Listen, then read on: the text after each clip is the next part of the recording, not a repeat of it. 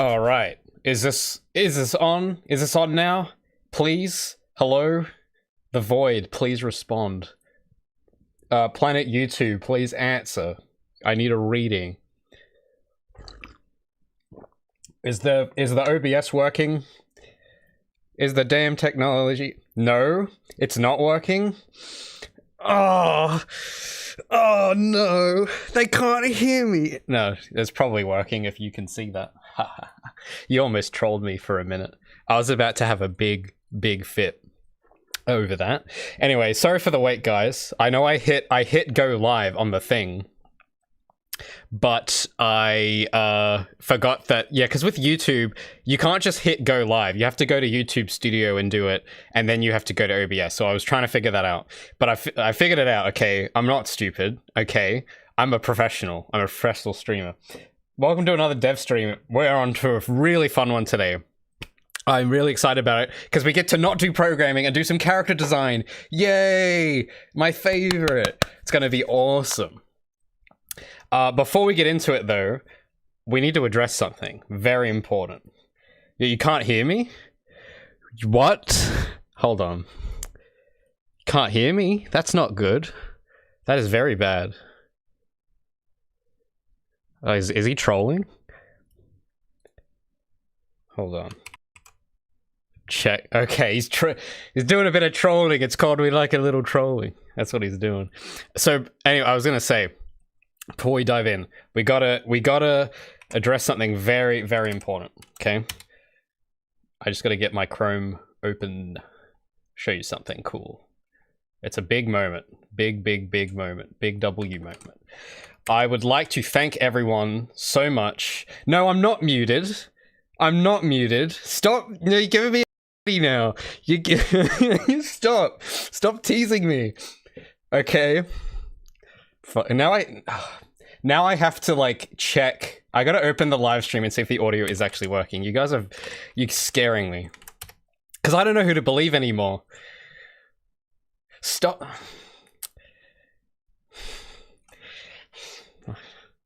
Oh, and it's so mean. Oh, and I click on it and it's playing an ad.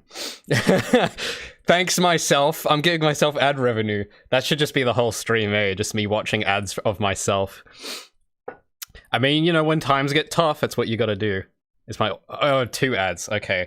Look, guys, I don't like ads any more than you do, but I need money, so... Okay, the audio's working. No, shut up. Okay, alright. Anyway, now that I verified personally that the audio is working, I now would like to celebrate something with you, if you will allow me.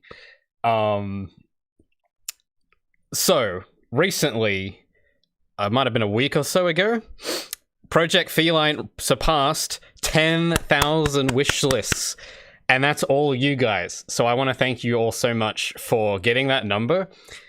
Look, I don't know a lot about Steam. I literally set the page up, like, I don't know, recently, like 2 months ago or so. I have no idea how Steam works. I should have probably set a page up way long ago, like way earlier, but I didn't. But now it's there. If you would like to make this 11,000 wish lists, or 10,001 wish lists, I should say, check out the wish list page and add it, and I'll be happy. I think it's projectfeline.com/wishlist, and that'll take you straight to it. I just want to thank you guys for that before I got into things, because I've been trying to do my research on Steam and like figure out how to do it. And a lot of people I've seen say that you need about 10,000 at launch to get featured. And there's like a huge amount of benefits to have over 10,000 wish lists, like algorithmically and everything. So I was a little worried when I launched my page, because I'm like, I don't know where I'm going to get wish lists from and all that. But considering that we're not even close to launch yet and we've already got 10,000, it's just incredible. And I just want to thank you guys for helping me get there, because that's going to solve a lot of problems when we actually do get to launch, and I won't have to worry about that now. So it's really, like, for any devs that might be here on chat, you might appreciate just how euphoric I feel at the moment. So I just wanted to thank everyone for that. Thanks so much, iRadius, for wishlisting. Hey Tim, good to see you, man. Yeah, thanks Portal. Yeah, thanks so much, guys. Look, here's the thing also, because I only I think I only made the Steam page recently, and I only promoted it in one video, the last devlog I did. That was the only one I had. So just from that one video, I don't know what happened, but a lot of people seem to have found it somehow, which is really cool. I probably do need to talk about it more though, because yeah, some of you didn't even know about the Steam page. I know, it's crazy. So here's me telling you about it. Now I can move on with the stream. So I just wanted to say thanks, because it's really a big help. And I had this whole speech in my head prepared that I've forgotten now. But, oh yeah, so not only about the Steam page, but just also thanks for being so damn patient with me. Because, you know, it's been a long time. We've been working on this for a while, coming up to, I think, 5 years now since I started this. And yeah, you know, I had a lot to learn. There was a lot I had to learn, which is probably why it took so long. We still got a way to go, but I'm in a much better position than I was at the beginning. I now have some experience. I know what not to do. I know where the ship's sailing. That was most of that time, is figuring out where the hell do we go with this thing. So, we're still not out of the dark, but I just want to say thanks for being so patient, because I know at this stage, a lot of people would start getting very antsy and start going, oh, when are you gonna release it? You're so lazy, you know, stuff like that. I see that happen a lot, and I haven't seen that happen to me yet. And I'm very grateful for it, because I'd like to think that that you guys, you know, I'm communicative. I'd like to think I let you guys in on what I'm doing, and that it, you know, doesn't look like I'm just wasting time. You know I'm not always available to do streams and devlogs, but, you know, I'm just thankful that everyone's been so patient, because that's really rare. I have not seen any more patient audience than you guys, so thank you. Anyway, that out of this, let's get into it now. So what are we doing today? We're doing character design. We're doing some work on Mr. Do I have his? Okay, here's just a reference image for the moment.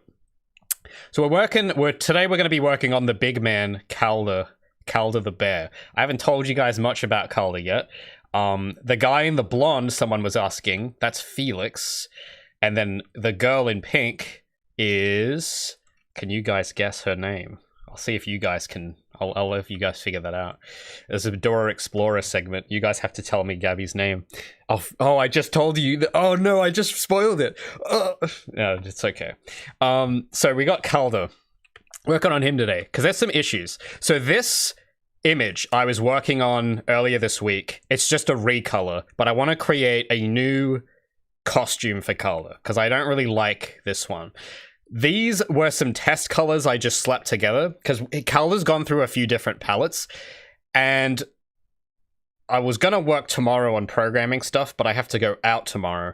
So I figured today on Saturday, it's Saturday for me, by the way. I figured today on Saturday, what can I do in one day that I can just get done? And I thought, well, I need to design Calder's costume, like the final costume. So I thought I'd just knock that over. This is what, I think there's a sprite of him in the game, in the... public build, the last public build, and he has like a blue teal color palette, which I kind of just put on, but I didn't really like too much. Because the challenges, I'll tell you why I'm so fixated on this, because the challenges, I've got all three of the characters in this picture. The reason I've got them all there is because they all need to have good color schemes that all work together, but also don't copy each other at the same time. So this is roughly what I want to do. I don't want to change Gabby's palette, because I like how it is. Felix, I've messed around with oranges and reds and greens and blues, and I think it's sort of leaning towards the yellow and green. This is what I've got at the moment. Calder's gone a bit of around too. He's had some blue, some yellow, and we're trying some this like crimson type. Well, it's not really crimson, is it? I don't know what red that is. It's some kind of red. I think I had another version as well with orange, where I had him with like an orange palette.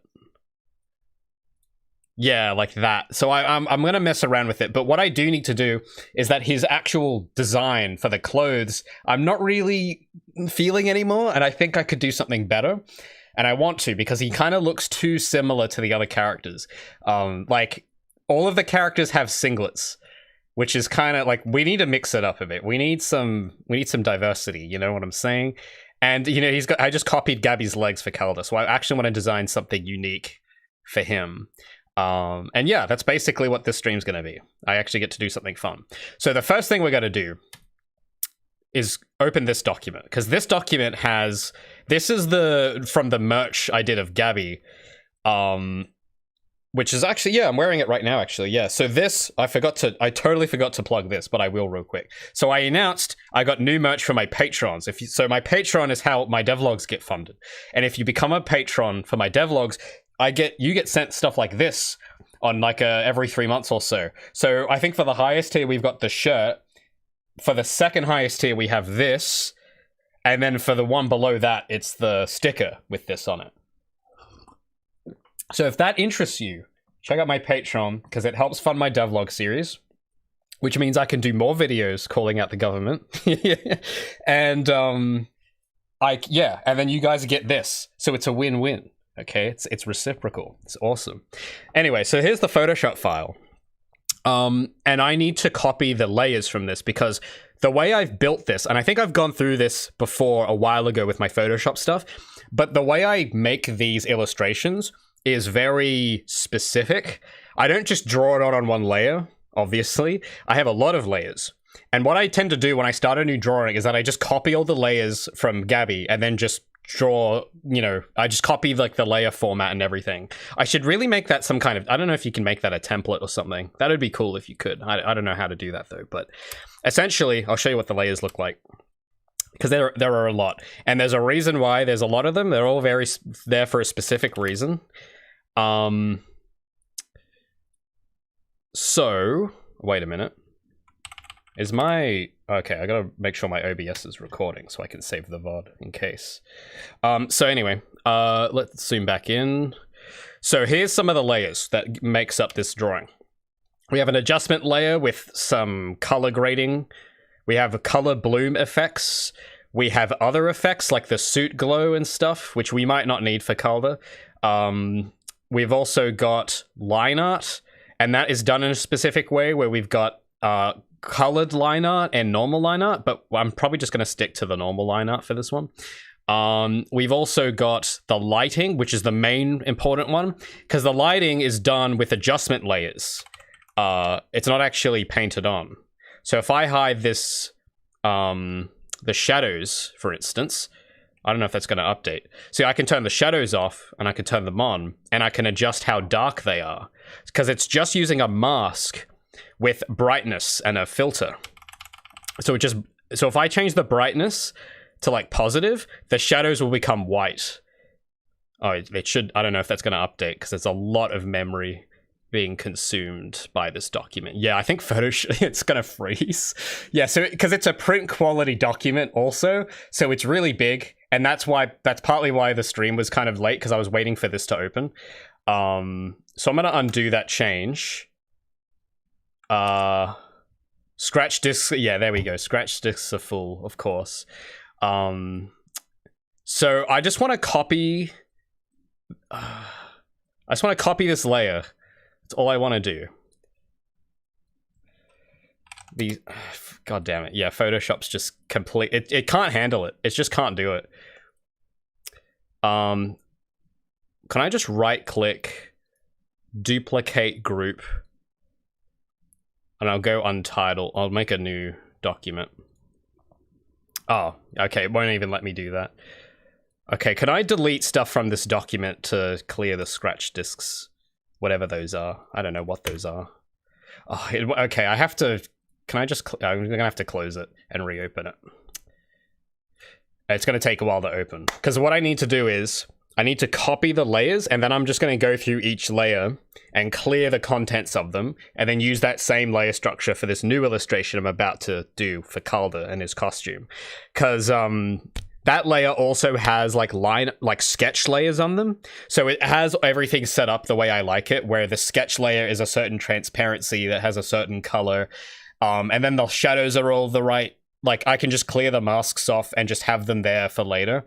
So that's usually, I should have done this before I hopped on, but I was waiting for it to open. But this is sort of what the beginning of each of my drawings will look like. I'll go and find this particular one of Gabby is my favorite, because it's the best quality one I've done. But I tend to just take the layers from it, copy it to a new document, and then draw my own, a new character with it. Scratch just as memory? Yeah, that sounds like it. Yeah, I know. See, it's crazy. Like, freaking Project Feline, the game, loads quicker than Photoshop. Isn't that crazy? My own game loads faster than this. That's nuts. It's actually no cap, for real, for real.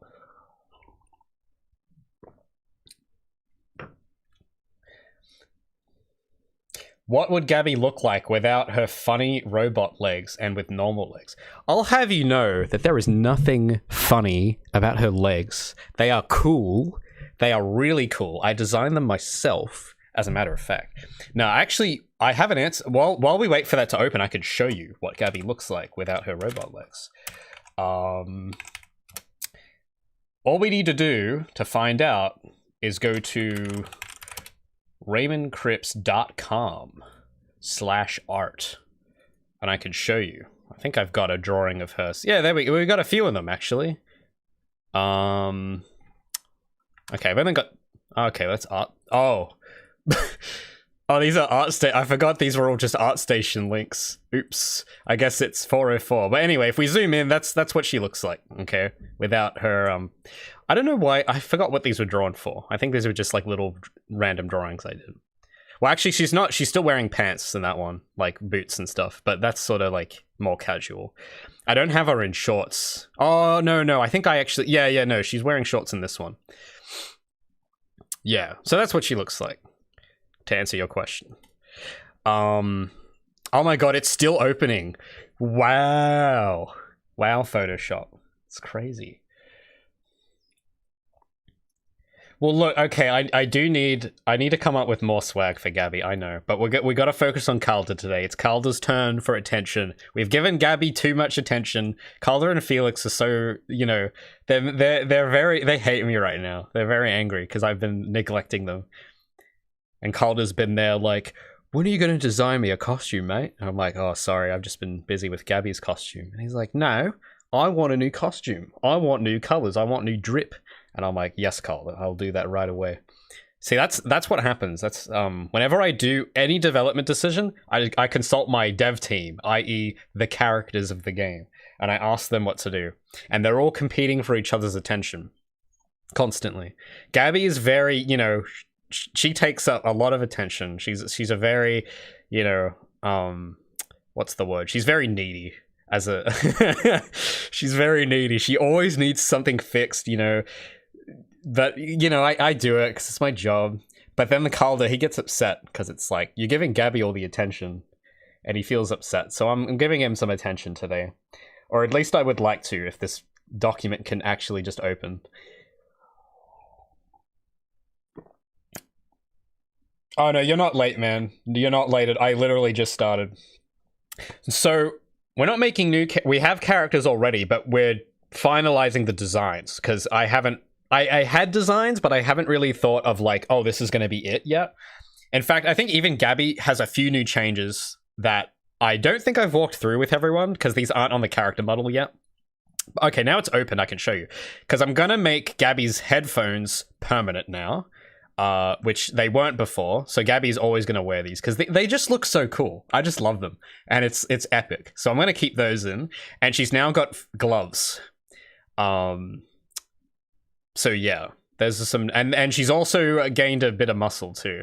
I thought that'd be kind of a nice touch. I just need to finalize her haircut, because I always draw it differently each time.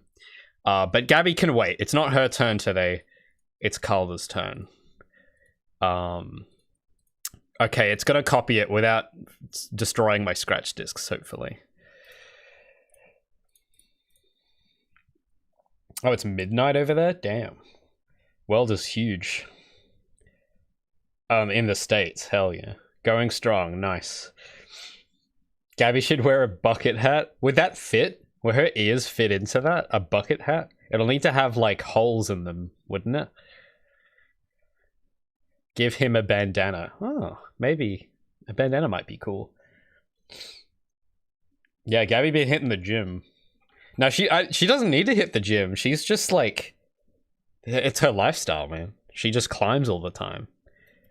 The entire world is her gym. Yes, she only has... well, I mean, the ear canal is there for the second one. It's just the whatever the bit. I don't know what the parts of a cat ear are called, but it's the outside bit is damaged. Chat exists. Dude, it's like me. Dude, C2 right here is exactly me. He just realized chat existed. Dude, that's literally me. I always forget chat exists. Don't worry, you don't look dumb. I am the exact same. How is the polar bear's name spelled? Calder. Because weirdly enough, when I named Calder, I actually thought it was pronounced differently. I think, actually, yeah, I thought it was like when I first like came up with the name, the pronunciation I was thinking was Calder, but then I ran it in Google and it said Calder. But I don't know if that's just the Australian way to pronounce it, or if Americans would say Calder. I don't know. How do Americans pronounce? Is that even? I don't know. I don't know if it's a real name or not. I just thought it was cool. But I haven't met anyone with that name.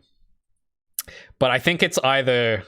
I think Calder is what Google says it is, but in my head I was thinking Calder because it sounds. I don't know. It just sounds like more sci-fi. Also, is this gonna copy? I've been waiting for this to duplicate. I don't know if that's... Is it actually gonna... Oh, it copied it to the... I had a document minimized in my little window, and it's copied it there instead. Oops.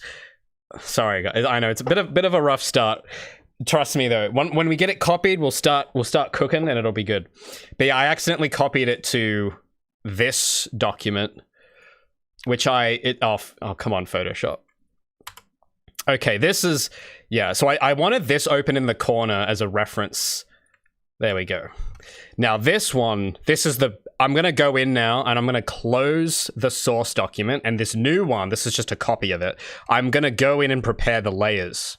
So I'm going to delete all the masks because we're going to make... They're all going to be different for Calder. So this is how I prepare my photo. I should really make this a template though, for real.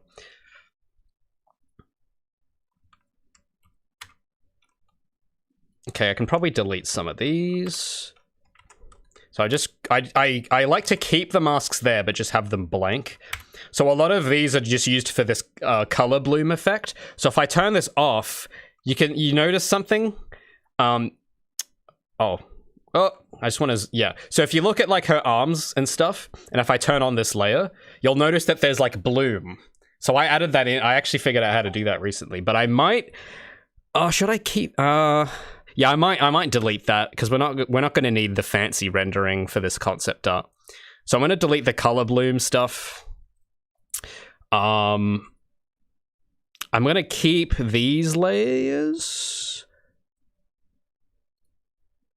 I'll delete the blush layer because Calder is not going to have any blush. I'll get rid of the color layer because we're not going to need colored line art. I'll just make one line art layer. Yeah, because yeah, on this document, because I did a lot of little changes, there's like 50 layers for the line art. So I don't need, yeah, like, hold on, if I go and turn some of this off. Yeah, you can see that like there's different bits, like I've drawn like 5 different variants for the eyes that I just kept in there. So we're gonna delete all of that. Yeah, then I've got the hair on a different layer. So we're not gonna need all. I just need one layer. So I'll make a new in the line art, and we'll just call this line art. And then I have the sketch layer, which is just like this is the layer I kind of want to have because it has like this transparent line in a specific color type stuff. And I have different variants. I don't know what the different. I think it's just I was like adjusting the proportions of each of these. So I'll move. Oh, I just want one layer. Sketch. Because I'm gonna make a new drawing for Calder. Because this one I have for him is kind of old, and his proportions are wrong as well. Now for the lighting layer, we're not going to need these outlines. Oh, you know what? We'll keep those because there's these specific shadow layers that I've got, which have these. I can turn these on, and it creates this cool effect. It's a bit hard. I gotta add a background so it's a bit easier to see. But it adds this kind of shading to it, which I used for the merch. So that has the same shadow. So this is like a texture layer that adds these lines. But I can turn that off and just make it normal shadows too. So yeah, I've got those layers hidden that are just masked. So if I turn off the masking, yeah, it's just going to be this big blob. So I'll keep those because I might use that. You know, make it look all cool, like comic book style. Okay, I don't need the blush layer. I don't need the high. I just want to get rid of the mask. Oh, I want to invert that. There we go. And then for the shadows, just invert, just clear them. So yeah, because the way these shadows work, it's just a mask. So I don't actually have to. Yeah, there we go. So that's what the mask looks like. So when I do Calder, I just draw him and then I just mask him off with the bits I want in lighting and shadow, and then I just let the adjustment layers do the rest. I don't have to pick the colors of the shadows or anything. It just works. It just does it automatically, which is great. And then here are the actual colors. So this is the stuff, and the way I've done this, I want to show you guys how I did this, because this is the main reason I'm copying it from this document. So let me get rid of effects. And we'll go line art, sketch, lighting. So color, this is interesting, right? These are all just black. Like each fill, it's just a black fill that just goes over a certain part of Gabby. So if I go to her hair, for instance, and if I turn off the effects, it's literally just a black fill. But I have a color adjustment layer on it. So I can actually change the color just by double clicking the layer and then picking just a different color like that. And boom, there we go. And I can do that for every single thing. So that's why I want to use this, because I need to play with Calder's colors. I'm going to be messing around a lot with his, his shirt color, his, pants, his fur, like all of that stuff. And I need to be able to change it and still have it look good without having to paint on another layer with a brush. So I'm just using adjustment layers for that. So what I'm going to do is I'm going to delete some of these layers. Like we're not going to need the eyes layer because Calder's eyes are just black. I'm going to keep the fur layer. I'm going to delete the hair layer because Calder doesn't have hair. I'm going to delete the skin layer because Calder doesn't have skin. Delete the pupils. Delete the... we'll keep the eyebrows. Eyebrows are handy. But I'm going to just delete the contents of these layers and just keep them as blank layers with adjustment layers on them. That way we can just recolor stuff easily. So then I've got these layers, and this is for the armor. So I can go... let me just... I don't know what these masks... I can't remember what these were for. But I can, like, go to these color masks and, like, change... I can make it, like, yellow or something. Like that. Pretty cool. So that's what we're going to do for Calder. We're going to be doing a lot of this type of stuff. So I'm going to just remove some of these duplicates, because I have, like, 2 fill colors on them for some reason. Delete those. So I'm just going to start with 3 layers. So we'll call it primary or tertiary, because I'm going to have about 3 or 4 colors. I know you probably can't see me renaming these because it's behind the chat window, but I'm naming them primary, secondary, tertiary. I'm going to rename that costume. And I'm just going to delete the contents of the actual layers, so it's just blank. And then there's this layer, which is just a black background, which is used so that when you put the character against a backdrop, you don't see holes. Because there are holes sometimes where you'll like put Gabby against a background, and then you change the background from white to black, and you'll see that there's bits inside Gabby that change color. So I just have a background layer just to like put Gabby against. So I'm going to clear that, and we're going to make a new one for Calder anyway. And then there's a shadow layer, which we're not... I don't think we're going to need. So... Oh, you know what? We'll keep it. But I'll need to delete the mask because I can put a shadow underneath Calder for the actual final concept, which will be cool. So that's a little bonus, I guess. So we'll keep that in there. So now we've got a completely blank set of layers, which we can work with now, which is cool. We'll rename this folder to Calder, and we'll right-click duplicate, and then we'll paste it into our concept art document. So now we have a new layer, and it's all empty. Oh, I didn't delete all of the... I didn't delete everything. And let me just make the masks again to be the right shape. Okay, there we go. That looks fine. Cool. All right, now we can actually start. Awesome. Okay, so now I've got all my layers set up. Sorry that took a while, but we got it in there now.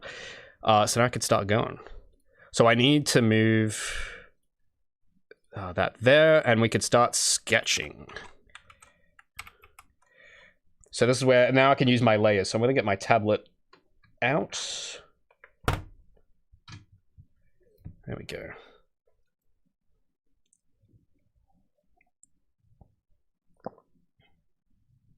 Every time you draw for more than 20 minutes, your hand becomes... Yeah, me too. My hand gets kind of sore.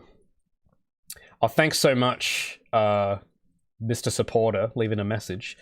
Chat and Cripps, hell yeah, welcome. Hold on, I've got it on top chat, not all chat, so I might be missing some messages there.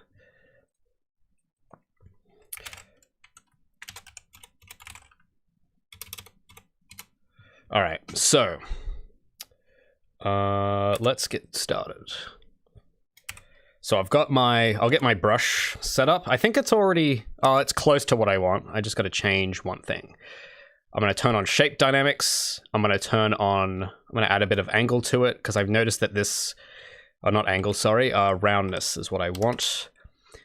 Turn off spacing, full hardness, turn on angle jitter. I think is it pen tilt? Yeah, I think that's pen tilt. At least I thought that's what it was.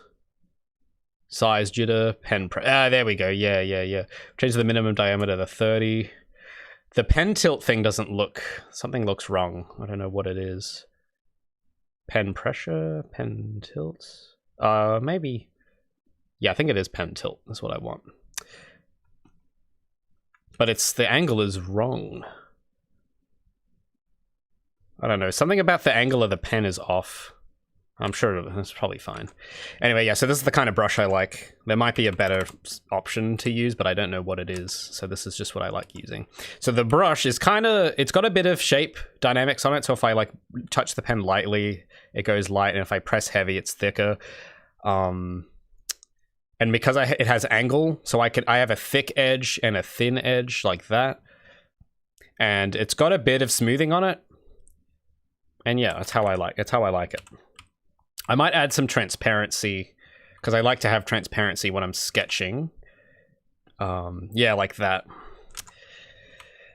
And I'll shrink the brush down to something manageable. There we go. And I'll change the layer opacity because I just like having low opacity for the sketch. And it just feels more natural that way. Actually, I might go full. It might be easier to see with full opacity. All right, so drawing Calder. Now I haven't had as much practice drawing Calder as my other characters. Oh, oops. So I have to always kind of like, I'm gonna just like make the grid a bit less strong. The grid's nice. I like having it, but it can get a bit, yeah, that's a bit better. Just gets a bit distracting.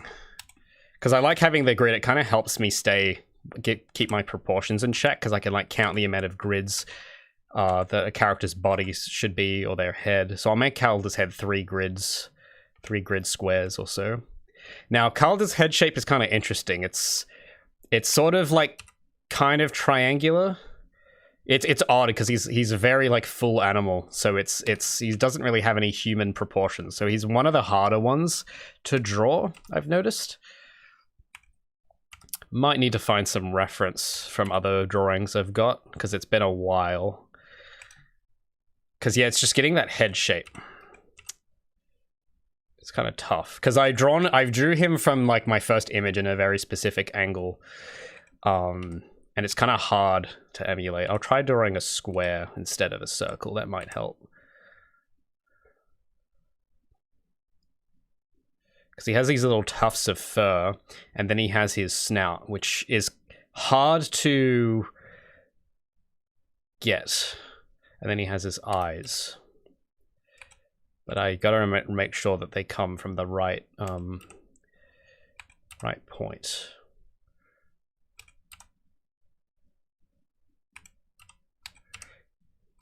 And his head, it kind of goes in like that.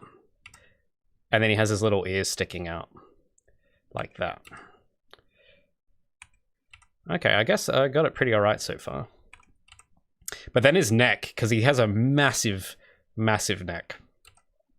Actually, oh, sorry, I hit my mic. I was watching this thing recently. I don't know if you guys remember this. This is an old... Some of you kids might not have been born yet when this was made. But I need to look at this for reference. Anyone remember this movie?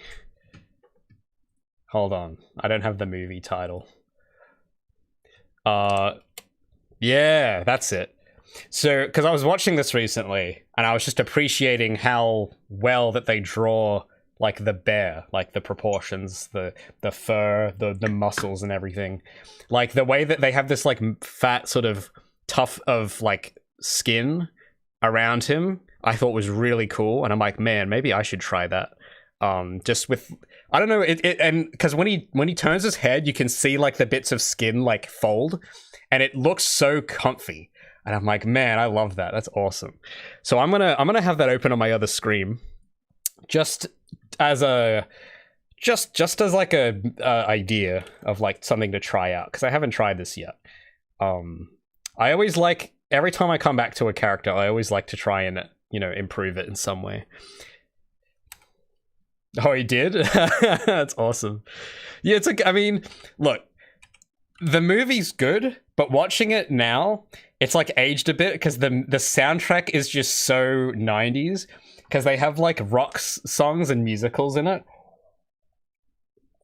Like in the opening of the film, they have like this some rock singer, some famous celebrity singer, and she's like singing some song about life, the circle of life or whatever, and they have like, you know, all these shots of Canada and everything, and it just doesn't match at all. Like it just doesn't go.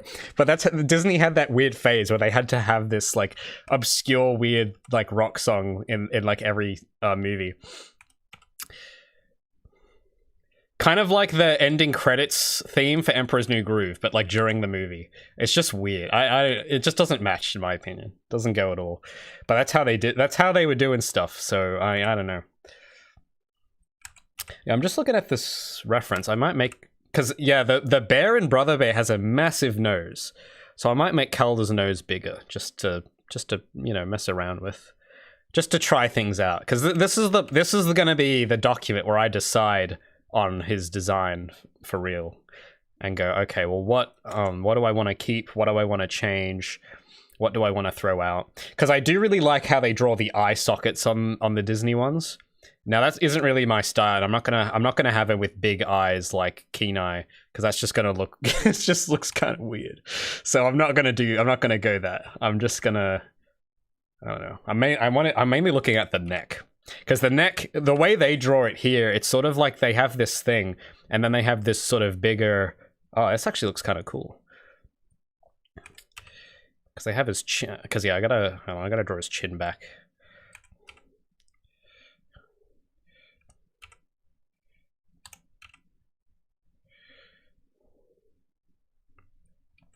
Yeah, let's give that a shot. I'm gonna make his neck really flabby.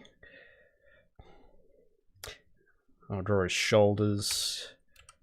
Because, yeah, Calder's shoulders are kind of weird too, because he doesn't have... He has big shoulders, but they're very close together, and that's on purpose. Because I've just noticed looking at polar bears, when you see them standing upright, they have like a very like pear-shaped body, like that kind of... Like, it's not like a, you know, it's not like Metro Man or anything. They have very like shoulders are very packed together, but their bellies are huge, kind of thing. So that's kind of why I wanted to keep that. I didn't want to make him just, you know, just like Captain Quark proportions, because I don't think that would really work. Do I have it? Okay, I might need to shrink because he's not going to fit on my paper because he's really big. He's tall. Calder is really tall. I've also just, yeah, been trying to mess around and figure out how much taller he is compared to the other characters. In this picture I've got in my corner, he's definitely not that short. Like, I've just shrunken it down for reference so I can see them all. But he's going to be, like, a lot bigger. He's going to be, like, Master Chief or something. Because polar bears are quite big. Like, they're really, really big when you see them standing. So I wanted to, like, do something like that as well.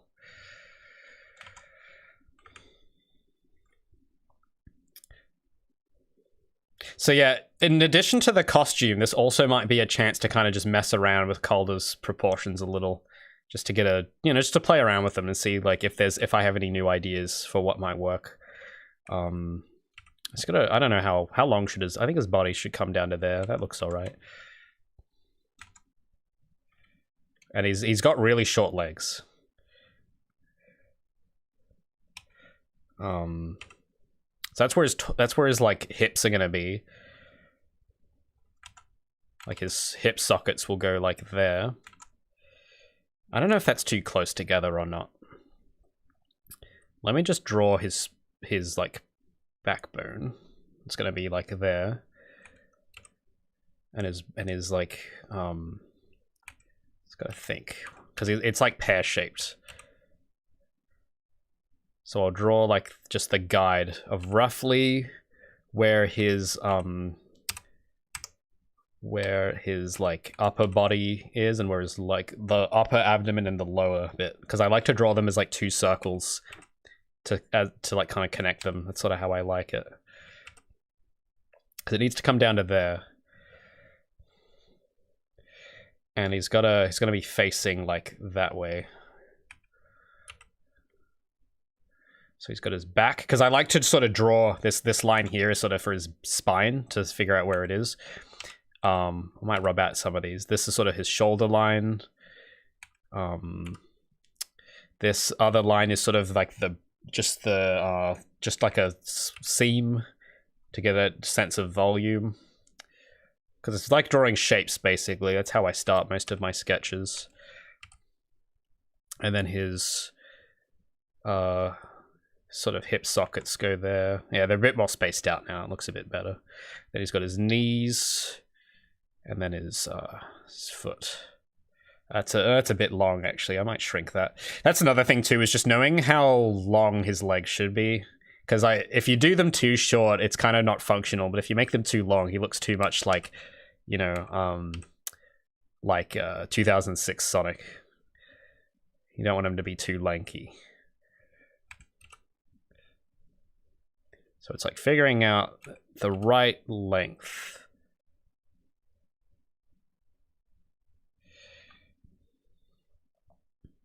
And then his arms. He's got big arms. Big cuddly arms. Kind of like Baymax a little bit. But he has like claws too. Like he's got little mitts. Like that. I don't know, is this arm coming down to... I think it's coming down a little... Oh, no, that's actually... Around there is actually pretty good, because that's kind of where human arms... relative to the thigh, it's kind of where human arms come down to. So that's... I need to make the other one a bit longer. Or have it like kind of coming more in front. Because then what I do, I draw the paw, and then I draw like his like massive fingers like coming out. Like that. That's how I like, yeah. And he's gonna have like nice claws. Mighty claws, even. I just, yeah, his knees are a bit too bent on that side.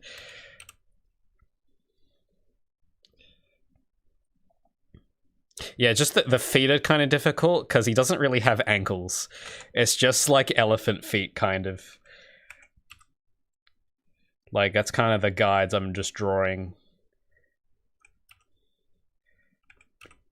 Like they're all kind of like elephant stubs.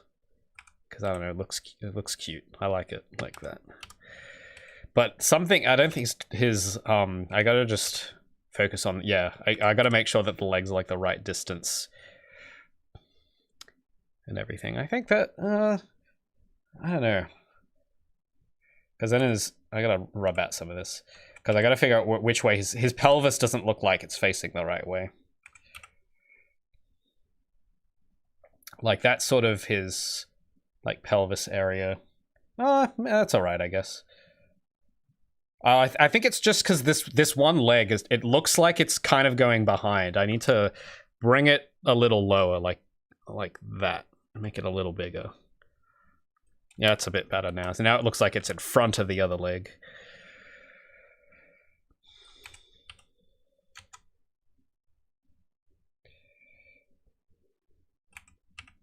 There we go. Mitten merch. Yeah, do that. Yeah, that'd be awesome. Have like oven mitts with Calder's paws on them.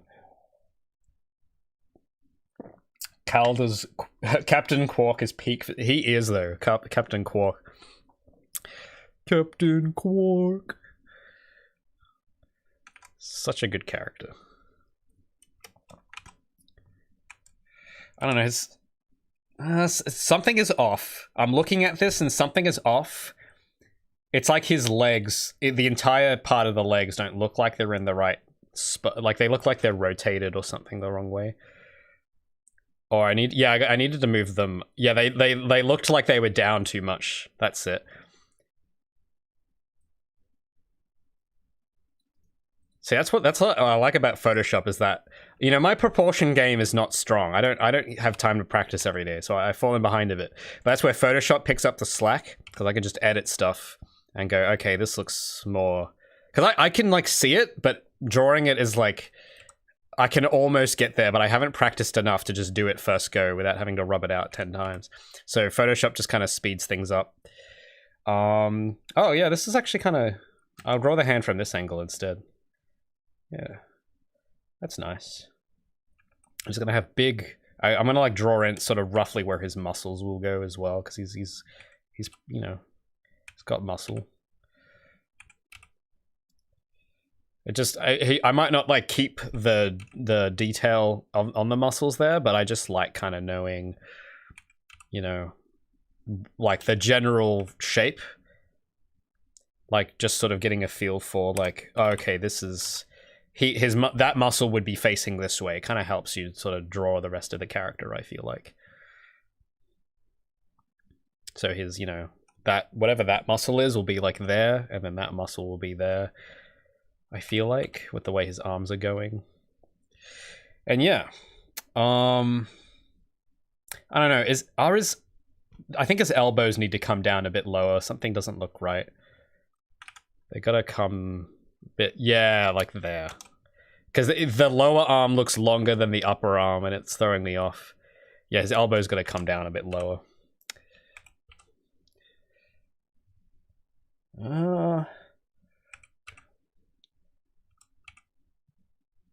Okay, yeah, I'll just change. Yeah, because I think the reason is because the shape of his paws are so uniform. You can't really see where his wrists are.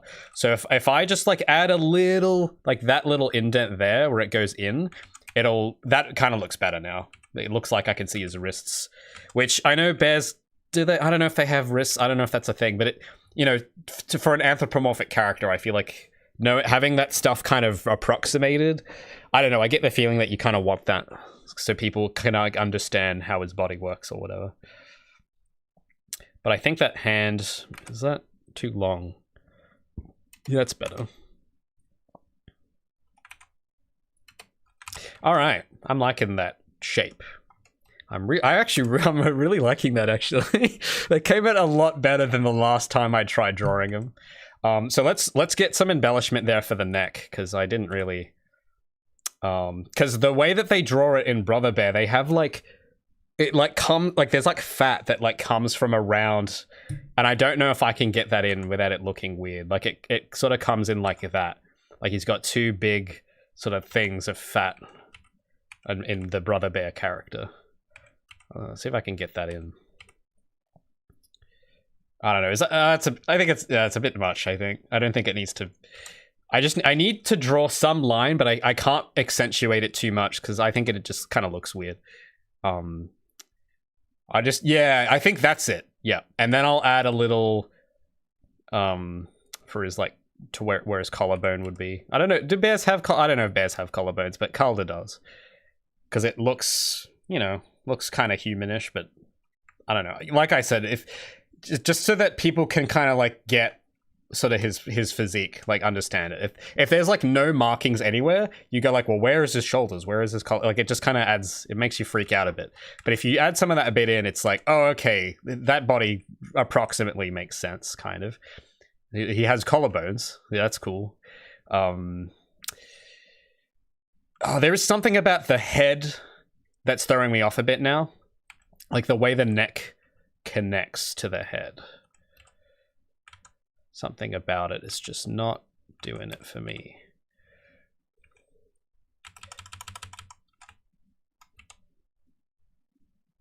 I was close, but there's just something.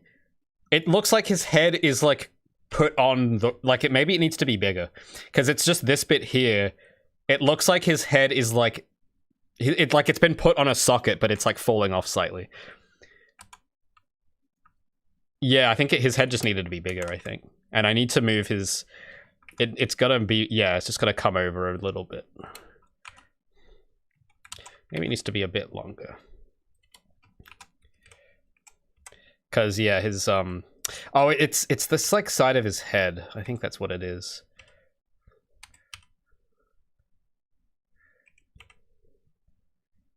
Yeah, because it's just the back... Because, you know, like, in a human...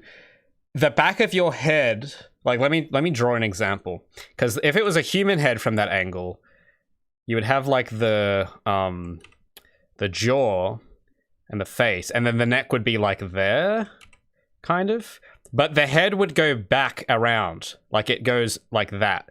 Whereas Calder, like the neck, it's like the neck is there and the head is there. Like it's too far forward. That's kind of how it feels. But it needs to, it's like the head is sitting in front of the neck, but it needs to be on the neck. That's kind of how it feels when I was looking at the angle. So I'm gonna just try and fix that before I embellish it with detail. Yeah, it's just the neck doesn't connect that well. I think it's just because, yeah, his head is kind of, I don't know, maybe I'll draw it more square.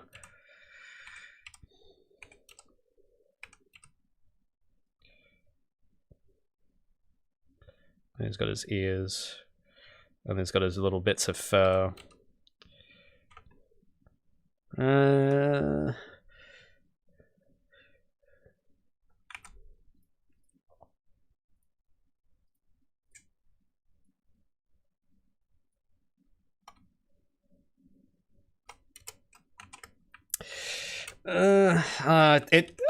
more I touch it, the more worse it looks. Let me undo it. Let me go back. Let's back it up. Hold up. Okay, I can't go back that far, unfortunately.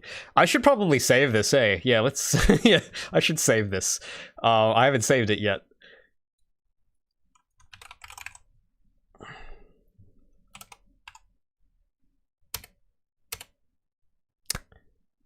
Make sure that saves.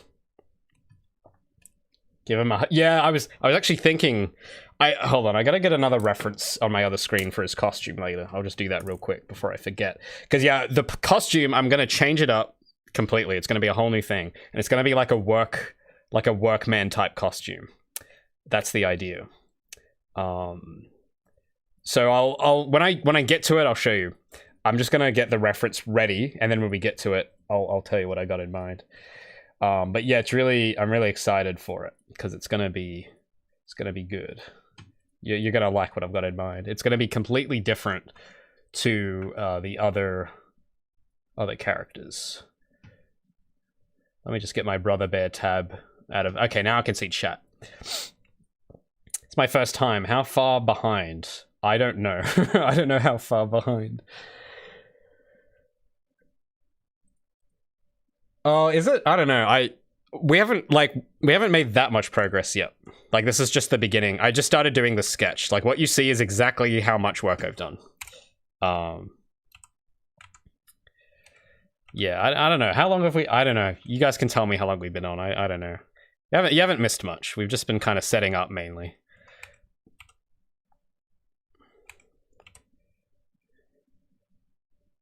It's just... His head is actually so hard. I don't know why, but Calder's head is... Like... It's difficult, because the proportions and, like, the shape...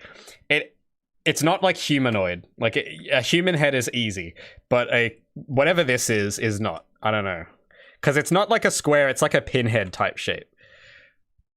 And I'll try making his ears a bit rounder, because I have them as like rectangles. But yeah, like with Brother Bear as well, because I was looking at this character, and it's like, what I love is just how he has like an entire line contour dedicated to his eyebrow. Like, that's huge. Like, look at the size of that brow muscle. That's massive. I just thought that was really funny. I don't know why, but it's so funny. I don't know why. Just the proportions of it. It's just like a massive, like, I can't fit that on Calder, sadly, but it's a huge, that's a muscular bear. He's like the alpha bear. Yeah, actually, I'll make these more like the Disney ears that they draw, where it's like, yeah, that's like the Disney shape. Oh, we'll give that a shot, because I haven't really liked how I've drawn his ears so far. So I'll give that a shot. We'll make it kind of more curvy. I guess it might make it look more bear-like, actually.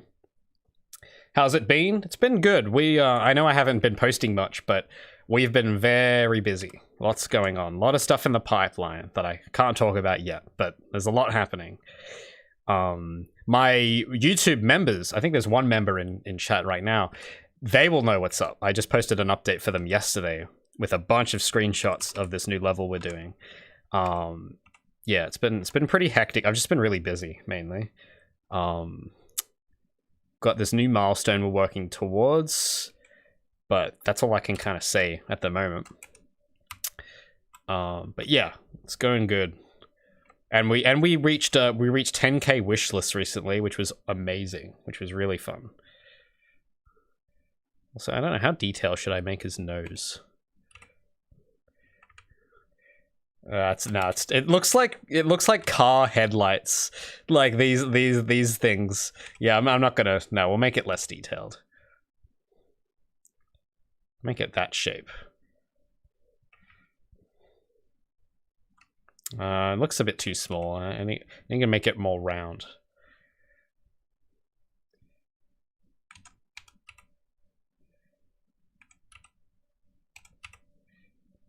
Yeah.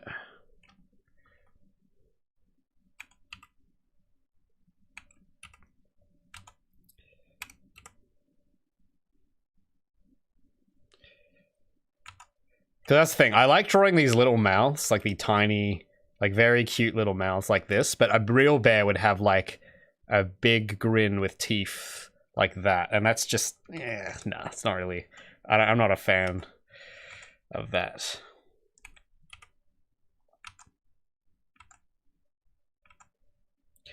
And also, I gotta figure out where his eyes, because his eyes, depending on where you put them on his head, they can like change the entire mood of the character. Oh, you know, there's another reference I need real quick. There's another reference. I gotta find where it is. This, because there's another character, because I don't draw bears very often. So I'm gonna look at Mr. Yorick here as well, just to get the, because this is from, what is this from? This is from, there was a movie about it, but then there was gonna be a movie trilogy, but then they didn't make more, but then they made a TV show, which I haven't seen the TV show, but I saw the movie, and the movie was called The Golden Compass, which is a good movie you should watch, by the way. I don't know what the series, because they made a TV series out of it, and I don't know what that's called, but this character, he's got like the head shape. I'm gonna just put that on my other screen. Because yeah, I don't know how to draw bears really. I don't draw bears very often, so I'm gonna try and use that as like a guess. Let me start over.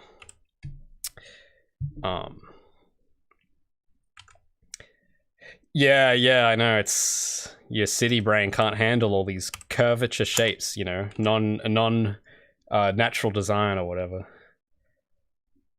Because yeah, the challenge with Calder is his snout. That's the bit I always get stuck on. Because I'm always drawing him head on, and his snout, I don't know how far it should come out. You know what? I'll draw it on the side, just so I have a reference. Because if you draw it from the side, it's a bit easier. But drawing it on a 3/4 angle like this is, I can't do it. I don't know how, like, it's difficult. So I'm gonna practice. I've got Yurik's head over here, and I'm gonna try drawing that just to get so my hand gets used to it. So Yurik's head looks like this. It's a bit hard because he has this huge helmet on, so I'm gonna do my best. But his neck is like the size. It's like the diameter of his. His has got a way thicker neck. Oh no, I'm not doing a good job with this. I'm not doing it justice. It's, yeah, man, I gotta take some anatomy classes or something.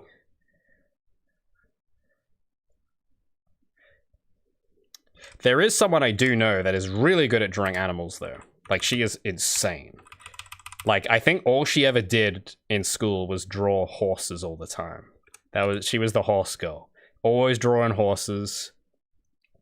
There's someone my mum went to school with, and yeah, she was like crazy obsessed. She has like a farm and everything, and she I think, yeah, no, she did the horses for Oblivion and maybe Skyrim. I don't know if she did them for Skyrim, but I know that for Oblivion, she's on the behind the scenes DVD talking about the horses, and they actually go to her farm and shoot some footage of her riding horses. And then she's talking about the articulation of the cartilage, and like if you move the head of the horse, the back legs move a certain way. And she's got like the rigging program open, but because it's 2005, it's this beefy CRT monitor, and it's because it's got the gloss screen. You can see the cameraman's reflection, and it's pretty funny. But she's like showing you Autodesk Maya, and like, you know, this is how you rig a horse. And then she has like the guy riding the horse and stuff. It was really cool, really fun. I wish I had her skill, but I don't, sadly. But that's I'm sure will come in handy for the Bethesda team, absolutely. Like having a horse specialist that actually like owns horses on the team. That's something, yeah, like I'll never be able to rock up to work saying, guys, I know how to make the polar bears. I've got some on my farm, okay? Just let me do it. I'll never be able to do that, sadly. I don't know how they draw his mouth in this. I'm just going off this reference just to try and practice it before I do the real thing, because yeah, it requires the whole shape is so different from a human head. I think his eyes are about there, and he has these really cool. I like how they did the eyes on him. Actually, it's really cool. They have like his eyebrow. Maybe that's how I'll do the eyebrows for Calder, like these sort of just. There's no actual eyebrow, but the muscle is there, but you don't have any hair on it or anything. Now, on this character, they have, you know, they have like this helmet on him. Like that. And then they have his ear popping out roughly like that. But then his helmet, man, his helmet is massive. It's got volume. Yeah, so that's how his helmet... I'm just looking at this picture on my other screen. But no, I've drawn his neck too small. See, that's the thing, his neck is like, yeah, no, the whole bottom bit comes down even lower. It comes down like there. Yeah, that's a bit better. There's so much volume and muscle. Like, it's crazy.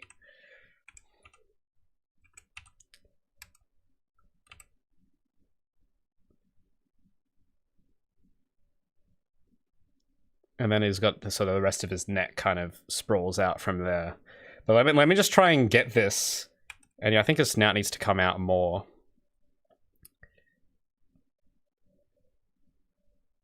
Yeah, it's sort of like that.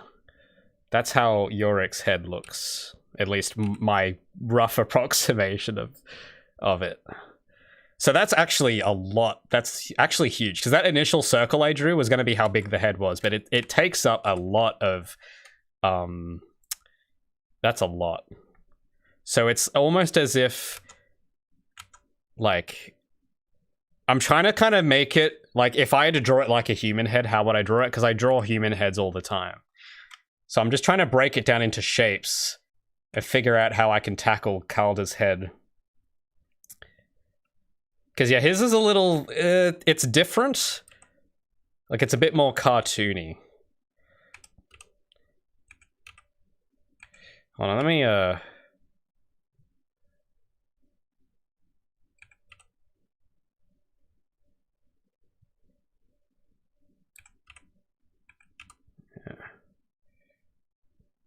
it was good, but I had it good before, but I can't undo that file now. Let me just save. Have I had a chance to play any new games? No. And my friends hate me, by the way, for that. They're always asking me to play stuff, and I'm like, sorry guys, I just... You know, I have a whole backlog I have to get through. They want me, because I think Halo Infinite's co-op, like, was recently released, and they've been nagging me as to these two guys who I like play games with sometimes. They're constantly like saying, Ray, we gotta do Halo. But then every time I hit them up, they're always playing Apex Ranked. And I'm like, guys, you said you wanted to play Halo co-op, and I'm hitting you up, and you're in the middle of a match. What's the deal? And then when I tried to get it working, the whole multiplayer servers just weren't working. Like, my profile was showing up as offline to everyone, even though I wasn't. And we had to do some weird thing to connect to each other's parties. I can't even remember what it was. So it was really hard to get into. And then we finally got into a match and played a bit. But it's just, it's a lot, because every game now is so long. Every game is like this open world with like infinite content. And I actually don't, I prefer, I don't know. Like, I actually haven't been playing that many games lately, just generally. Like, I've actually been... It's gonna sound weird. I'm gonna sound like an old boomer right now, so just brace yourself. I've actually been reading. Whoa! The game developer isn't playing games! Oh my god! What is wrong with him? And I know, it sounds crazy. I know, I sound like an old man. But actually, for real, I'm getting kind of bored of video games. Like, I'm actually kind of getting... I don't know, I'm a bit fatigued. Like, I know I haven't played a lot, but over the years, you know, as like, just as a pastime, I just tend to like work on stuff now, and I will like only watch things that give me inspiration for something I want to do. I just kind of ignore everything else, which I know for like the people who all like know me is probably annoying, because I'm never watching the latest shows. I'm never watching the latest movies. I'm always just looking up like obscure old stuff from like the 2000s and the 90s. And like going down these weird rabbit. That's sort of how I spend my spare time. I'm just like trying to find things to give me ideas. So I started reading like a few weeks ago, because I've notoriously never liked reading, because I figured out why. It's because in the past I've been trying to read the wrong books. I've been trying to read like marketing books and quantum physics books. No joke, because my dad wrote a quantum physics book and he gave it to me to read. And it's interesting stuff, but it is really dry. It's really hard to get through, especially at night, because that's what I tend to do. Like at like maybe 11 p.m. I'll like start reading.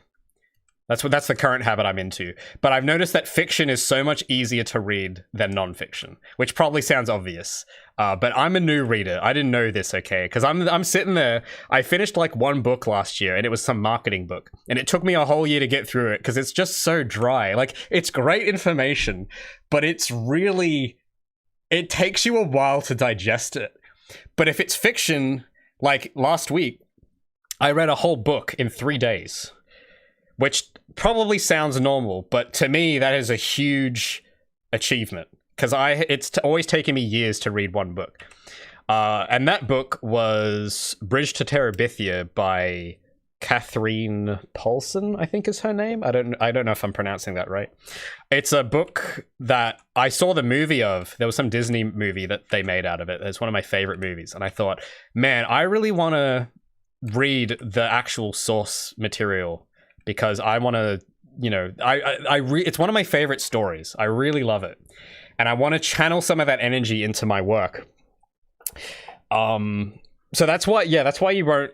I don't know. That's why I tend not to like stay up to date with like the new Marvel show because none of that stuff gives me ideas. And that's why everyone has such a. I'm so hard to socialize with because I'll be somewhere and they're like, "Oh, have you seen Loki?" And I'm like, "No, sorry, I just haven't." But I have seen this Disney movie from 2007 that like no one remembers, so it's funny. But anyway, yeah. So I read the book and it was really cool. I really enjoyed it, and now I'm reading his Dark Materials, which is where this character is from.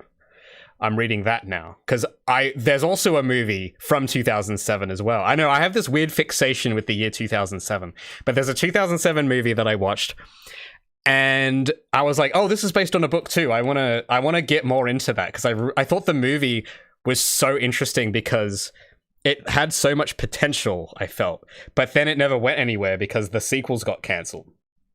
Because I was really down with it. I was like, I want to see where this goes. And then they have this like cliffhanger ending, and then there's just like, oh yeah, so we're not doing the other movies now. And it's like, what? But I didn't know there was a book. So I went and do I have them? Oh, they're in there somewhere. And that's how I've been spending my little free time, just doing that. Because I don't know, because I want to learn. Partially the reason I'm doing that as well is because I want to learn how to write. I think I can write already. Like I write all my video scripts. I write blog posts all the time or like update posts. I would like to think I'm quite articulate, but that's all from me. That's just from practice. Like when I make devlogs, each time I make one, I think of a better way to word something. But what I wanted to do, one of the reasons as well is because I want to look at how actual writers write and like learn. Because it's I don't know, it's just interesting. Because I have a lot of projects I want to do after Project Feline that aren't games necessarily. And I want to be able to know what a good book actually reads like. Because I don't know, because I don't read that much. So that's part of the reason I've been doing that. Is so I can get a reference of like, oh, this is good writing. This is what good writing flows like. This is the kind of details that they will embellish. These are the kind of details they ignore. This is the perspective they write from, you know, like that kind of stuff. And yeah, it's fascinating because with Bridge to Terabithia, because I know that's a kid's book. But I really liked sort of the way it was written because it's very vivid and I can imagine everything really well, but it isn't that detailed. Like it's really short. And the way they describe the environments and just the way the characters talk, because they all talk in an accent, which I thought was just so interesting. Because in the movie, they don't have accents. They just sound like Hollywood actors. But in the book of Bridge to Terabithia, they all sound Southern. Like they all have this Southern accent and they all use words like y'all all the time. And I thought, man, that's so cool. I wish they had that in the movie because it just adds so much character to it. And I'm just making all these really cool observations that I would not have if I didn't start reading. So that's kind of taken my interest now, and I've been playing less games as a result. I think in the last 2 weeks, I might have played like 5 hours on Steam or something of just playing Halo Infinite the other day or the day before. I don't know when, but yeah. But yeah, it's been. I think because they introduced that thing recently. What was it called? It was like Spotify Wrapped, but Steam. And I noticed I was looking at my numbers, and I noticed like when Screen Australia was happening, the numbers just plummeted down to 0 for like the rest of the year from March all the way till like September. It would just like the Steam hours were kind of like normal, and then going down. So that was kind of funny. But yeah, no, sadly I have not. To answer the original question, no, I haven't really been playing much. I should read HSC. What's a HSC essay? What is that?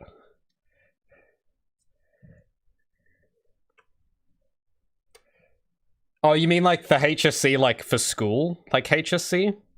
Is that what you mean? Because I know that's a thing in Australia. I don't know if that's a thing in America. I don't think Americans have the HSC. Australians do. I never did my one. I left school before then. But here's a fun fact, okay? Because I'm not completely hopeless. I have written a novella before, like 8 years ago.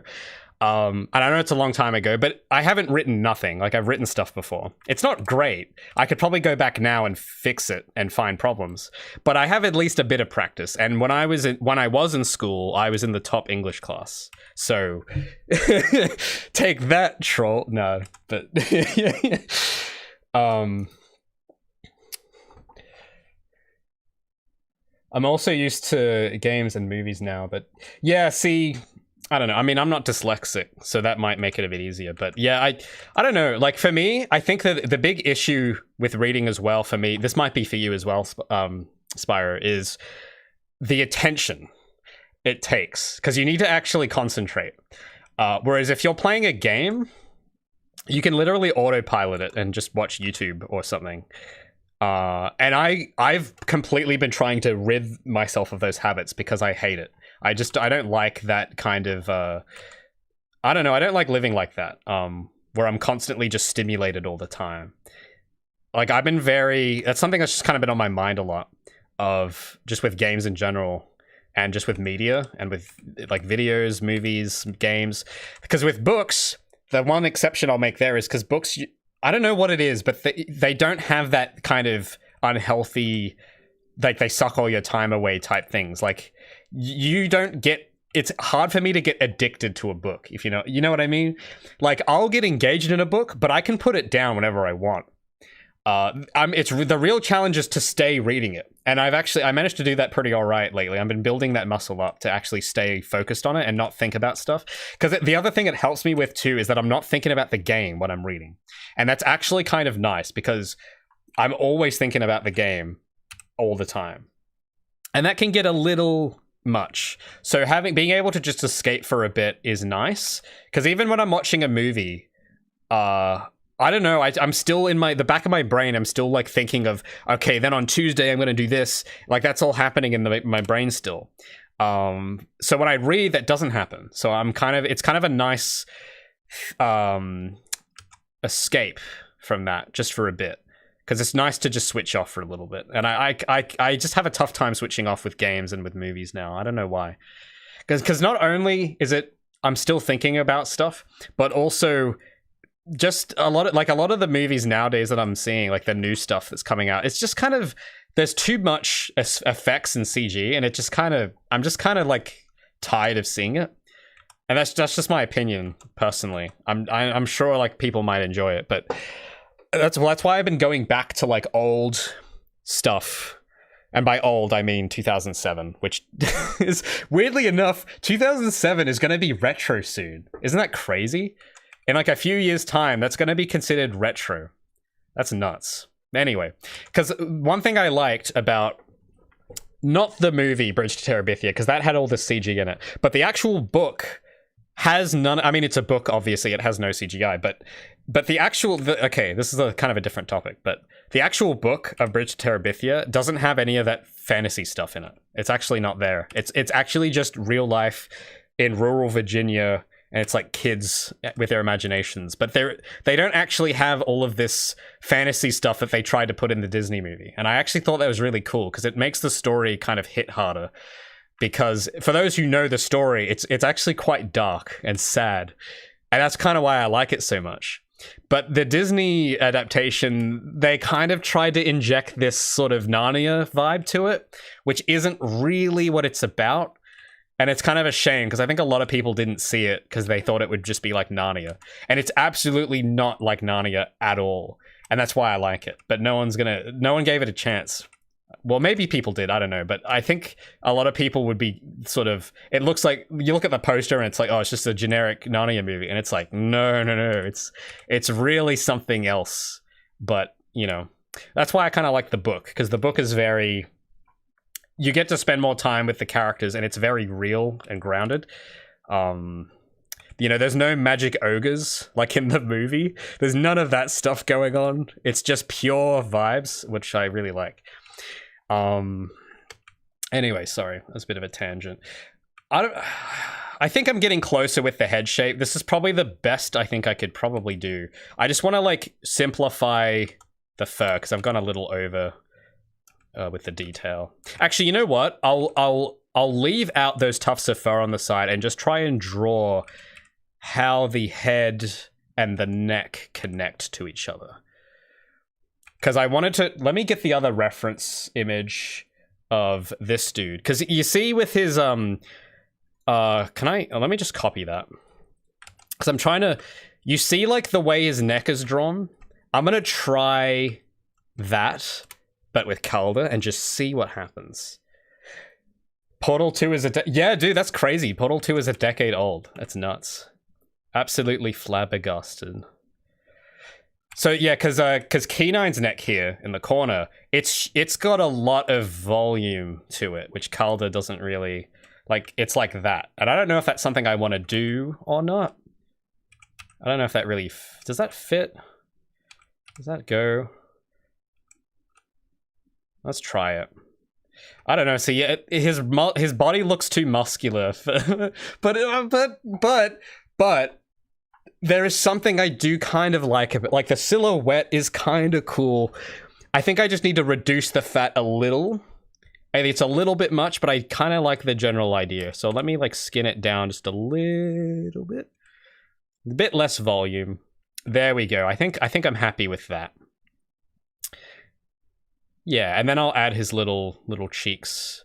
His little tufts of fur. Oh god, how do I draw those again? I forgot. They gotta, because they gotta come down a bit lower. Is that right? I don't know. Now, is the head out of proportion now because of the neck? Let me step back a little. Sorry, let me just concentrate for a little. But yeah, what was I saying? I forgot what I was saying now. Apex Predator neck. Yeah, exactly, man.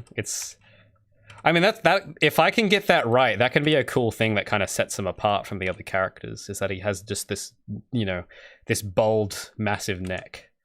It's cool. But there's something...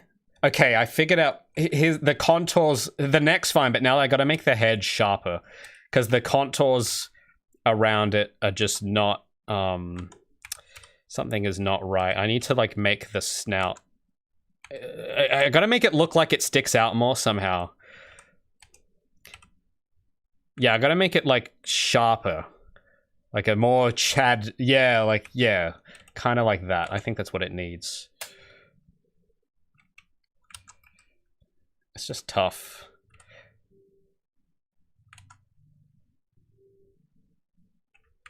And then the nose shape, I always get it different each time. But what was I was talking about something. Yeah, old movies and old stuff, like old books and everything. Because Bridge to Terabithia the movie was made in 2007, but the book was released in like the 80s. And there's some other movie I think I was watching this movie like last year when I had COVID. It was a Stephen King, I think that's his name. It was a Stephen King movie called Stand By Me, which is based on a book called The Body.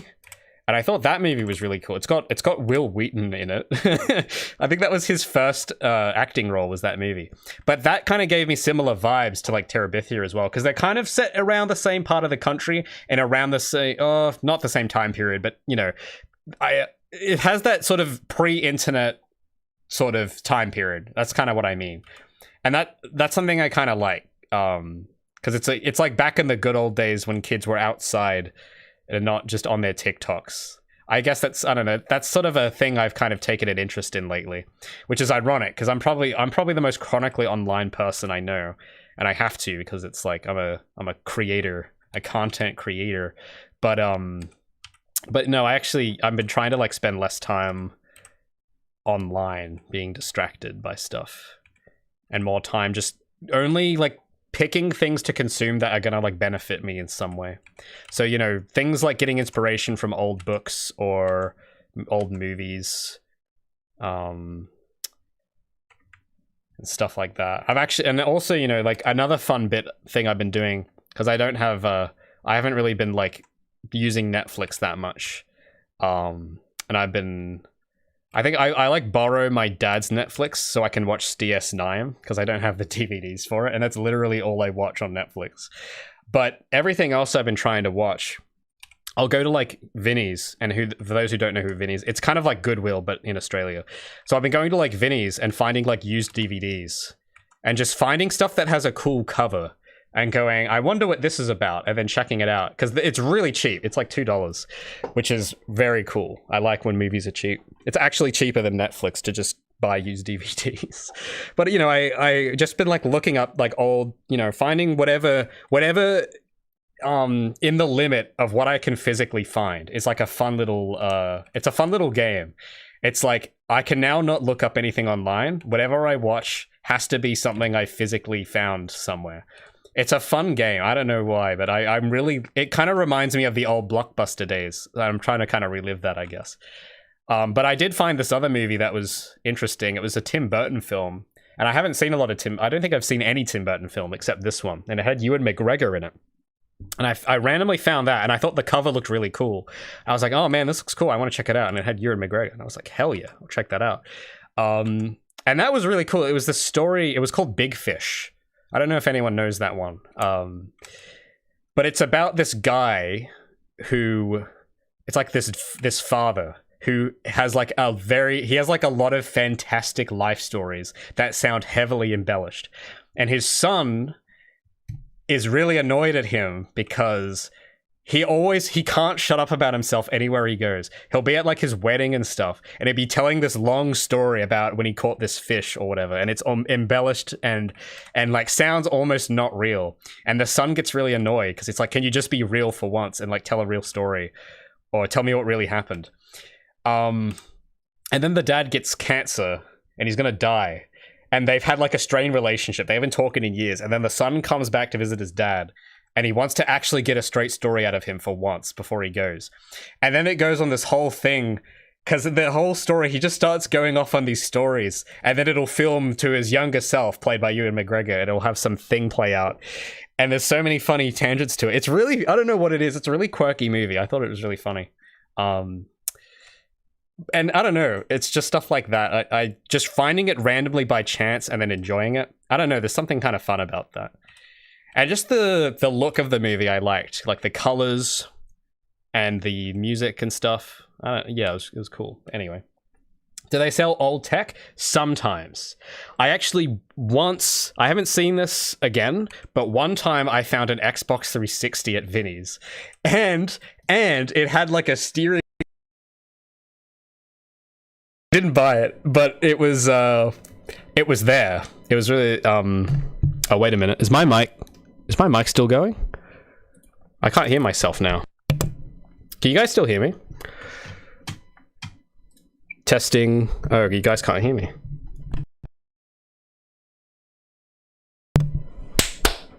Can you guys hear me? I can't hear anything. What's going on? You can hear? Okay, cool. It's just my I had my fallback speakers are gone. Check 1 2. I don't know what's going on there. Oh. Hold on.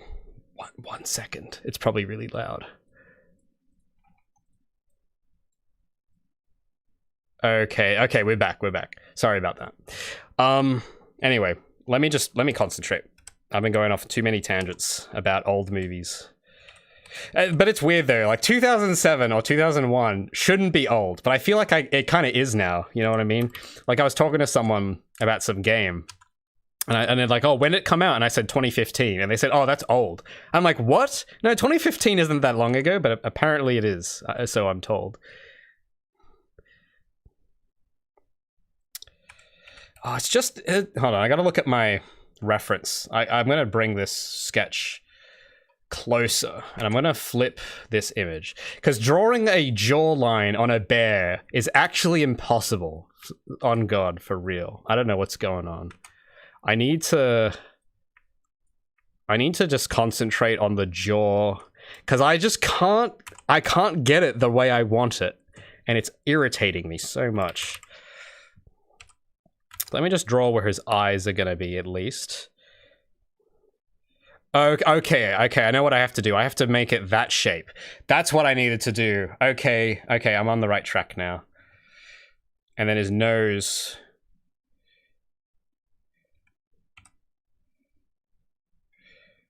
Yes, okay, this is the shape I'm wanting. Sorry, it's just when I actually concentrate for a minute, it actually ends up looking pretty good. Nice. Oh, thanks, Izumi, for sticking around.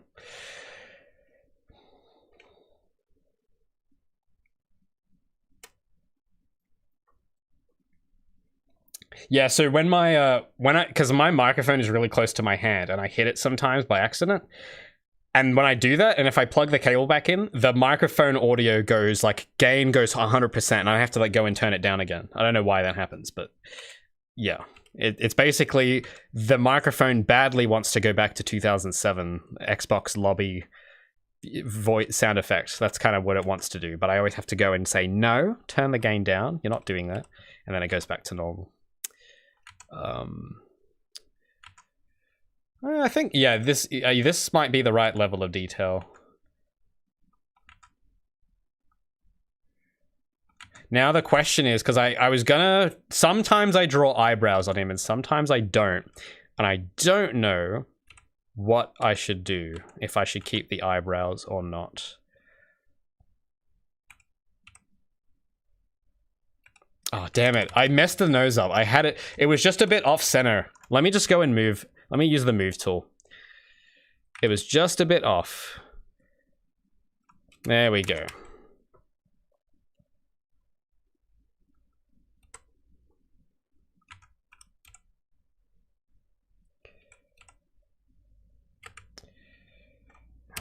Just gotta make the... I gotta make the rubber a bit smaller. There we go. Because you gotta get the right shape. So, this guy's nose is huge. And we could do that. We could make it like a big sort of whatever that is. But I don't know. I'm not... I think it looks kind of goofy. So we're not gonna do that. We're gonna make a small... Sort of a small nose. But I think I might need to move it because it's in the wrong place. Something about it is in the wrong place. But I just want to get the shape down before I move it.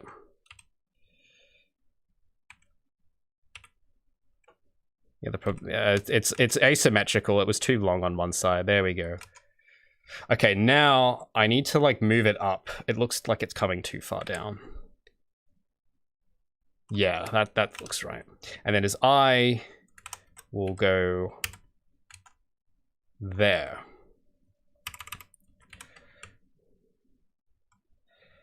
But with the rest of his body, it was good zoomed in, but now something's just not right. His face looks... There isn't enough structure. It looks too flat. See, it's hard. Yeah, I gotta practice bears more. This is actually quite a challenge. Because now it looks like he has, like, no... Like, his neck and his face just kind of, you know... They don't look like separate. They look like they're just sort of one big sort of thing. And that's not really what I want. Maybe if I don't know, make... It's just because it's drawing it from this... I don't know why I chose to draw it from this angle. This is literally the hardest angle I could have picked. Yeah, because his face looks... It looks like it's going in, not out. And it needs to look like the snout is going out. You know what I'm saying? So I think what yeah. Let me try it. Because I gotta make this... Yeah. I think, okay, this is a bit better now. I gotta make the snout look like it's popping out. The snout must go out. And I think his jaw needs to be kind of chiseled. And his eye needs to come up a bit more.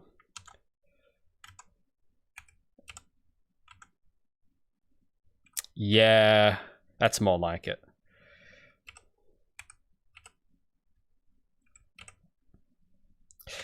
But it's so close. It's just now the top half of his head doesn't look right. But it's close. I'm almost there. It's just getting the... Why did I pick a polar bear character? Why did I do that? His eyes. It's his eyes. It's like his forehead. It doesn't look like he has a forehead. Yeah, none of that looks... No, let me... Gotta start again that a bit. It's just the head, the volume just doesn't look... I can't tell you why it looks off, but it does. I can't explain why, but I can see it. And let me just try reduce it down to shapes. Something about it is just not right.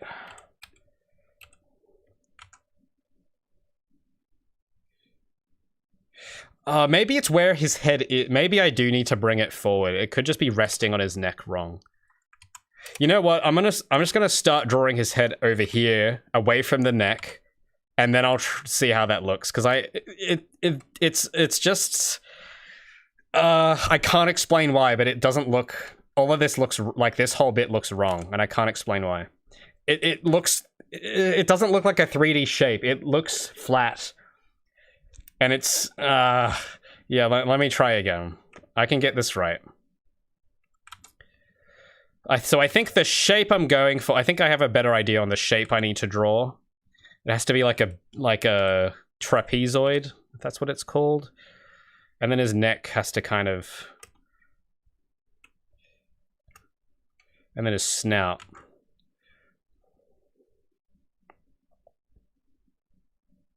It's just this damn angle. I think his snout has to like go up slightly.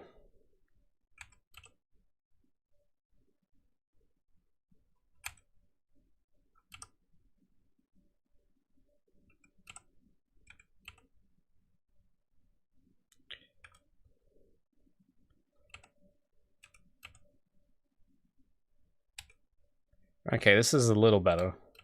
Well, I won't say anything. Let's just wait. Because it's just getting... Because I liked having those little bits of fur coming out.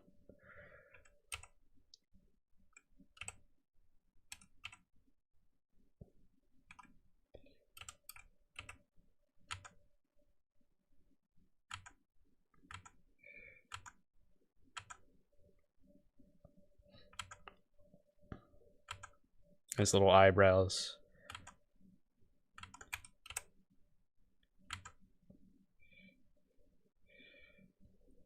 And then his ears. Okay, this is a lot better. I think it's just sometimes... You shouldn't always start from scratch, but sometimes it just... I don't know.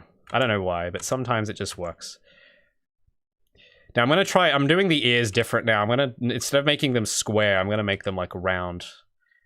With that nice sort of Disney Channel flow going on. Actually, that's really cool. It kind of looks like a bow. Like a tight bow. Like that. I don't know. I'll mess around a little with the scale and see if I can make the ears bigger. But that is the... Yeah, see, it's this part was wrong. It was that part of the neck that was throwing me off. Because that should come down much lower. But then, yeah, everything's just... Okay, let me get rid of that and we'll transplant the new head on.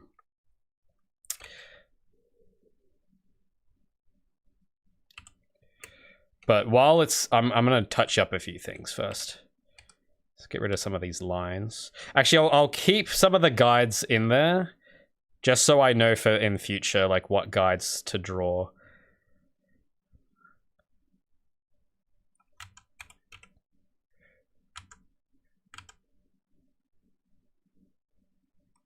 It's just... I just need to draw some shapes so I remember, like, the general idea of, like, what I should be trying to draw with him.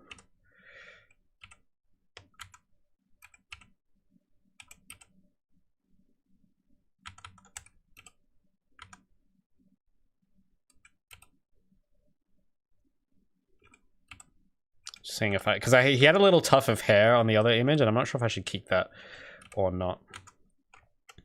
I think I'll undo it. I had it fine the way it was.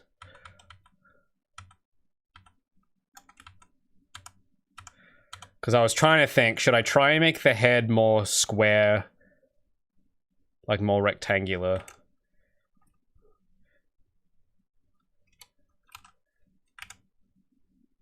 I might move the ears just a little. Something doesn't look right about them. That's better.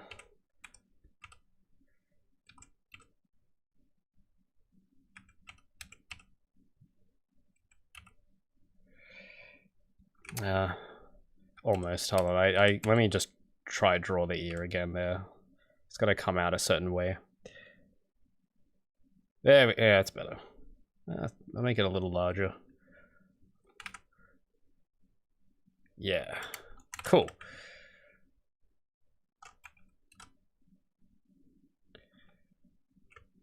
All right, let's move this over. Have I considered 3D? I think I'd take a bit, because I don't know. I think that's something I need to get on paper before I model it, because I would like to model this character eventually, but I need reference first. And I feel like when I can draw things in 2D, it comes out in 3D much better. Like with Gabby, the reason I put so much work into drawing her 2D first is so that the model would reflect it. And that was a huge help. If I hadn't drawn that reference, the model would have been way worse. It would have been way out of proportion. So yeah, it's kind of hard to meet 3D model. If it's hard to do in 2D, it'll be harder in 3D. At least for me, that's kind of how it feels. Because 2D, as much as I'm struggling with this character, it does come more naturally to me than 3D. All right, that is much better. Now it's just a matter of the scale, because I think the head is a little big.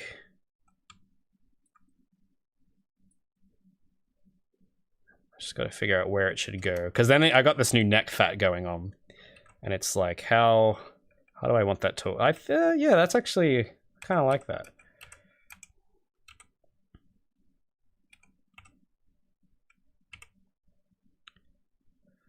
Yeah, like that. That's kind of nice. And I'll add a little, bits of, oh, not too much, just a little bit of hair.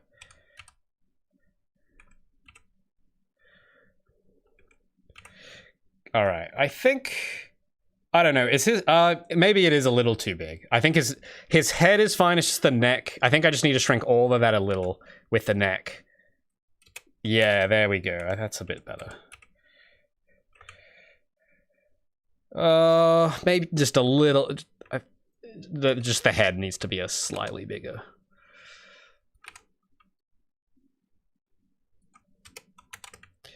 All right.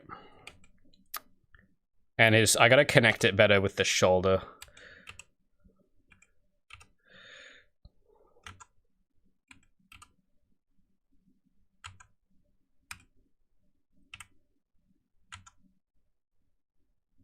All right, I think I'm happy with that.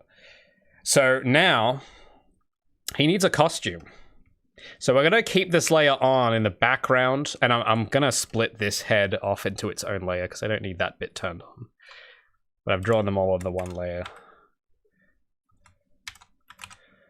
So I'll turn that off.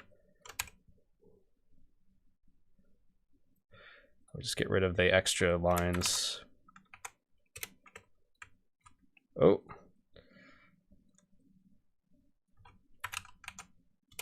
There's some like stray line art on the other side.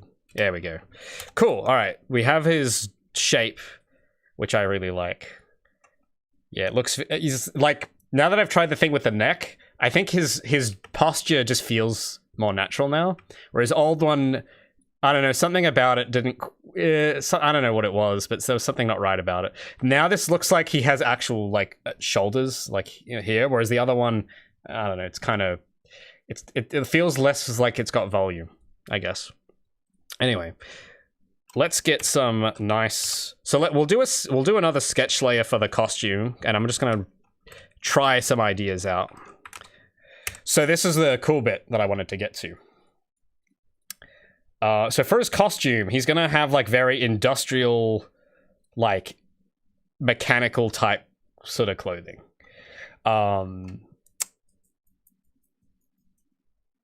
I'm trying to think how to describe it. Well, I'll just start drawing and you guys can like make up your mind on what it looks like. But essentially, we're not gonna have the singlet because the other characters have singlets. We need to do something unique. So I'm gonna I might make that layer a little less transparent, a little more transparent. Maybe not that transparent. Just a just want to 80% maybe. Yeah. Okay, let's get a cooking, shall we? So I'm gonna start with, so I had an idea, giving him overalls. That's the thing I wanted to try out.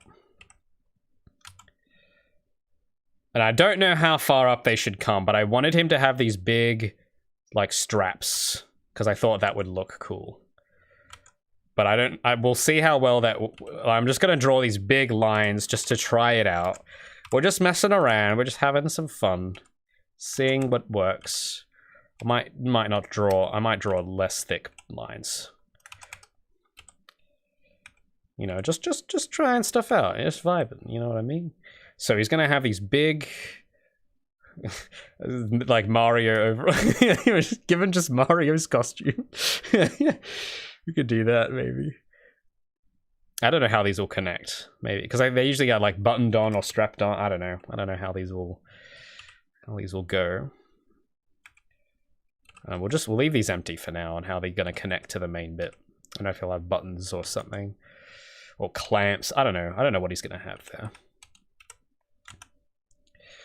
But we'll give him a belt. I just don't know how high his belt should come. I think we'll put his belt there. And yeah, designing a new outfit. That's right. So I've got the old one in the corner of my screen because I want to use those. These were new colors I tried out, and I liked the colors, but I didn't like how it looked on his outfit. So I'm going to design a new outfit that uses those colors better. So as first, I don't know how detailed his pants should be, or if he should wear shoes. I don't know. I'll give him like I'm gonna just have him with like rolled up shorts for the moment, just to test it. I don't know if I'll stick with that or not, but that's just what my brain is telling me to draw. So he's gonna have like rolled up like work pants, tradie pants, with some nice creases. That might be fun to have them rolled up. It might add some cool volume to his silhouette. Yeah, I don't know what kind of shoe he would. I don't know if he could wear shoes. Could Calder wear shoes?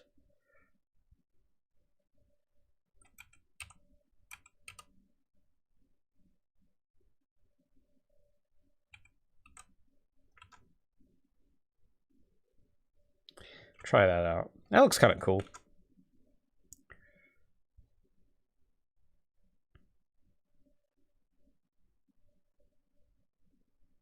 So this is where the fun begins.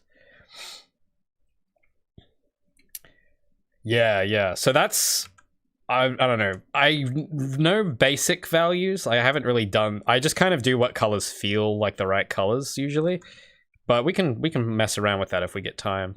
Just see what the contrast and stuff is like. Because yeah, I don't know. Like, there are definitely times where I've picked the wrong colors, which is what I'm trying to figure out with these guys. I think for Gabby, I think her colors feel like the right ones. I haven't actually looked at them in black and white, but I don't know. I can just look at it and go, that's the right, like, because it used to be black instead of blue on her outfit, and I knew that there was like, it looks a little DeviantArt, like amateur.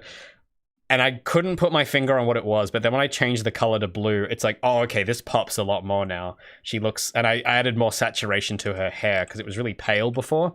Now it's like very saturated, and it's like, okay, this looks more what I'm after.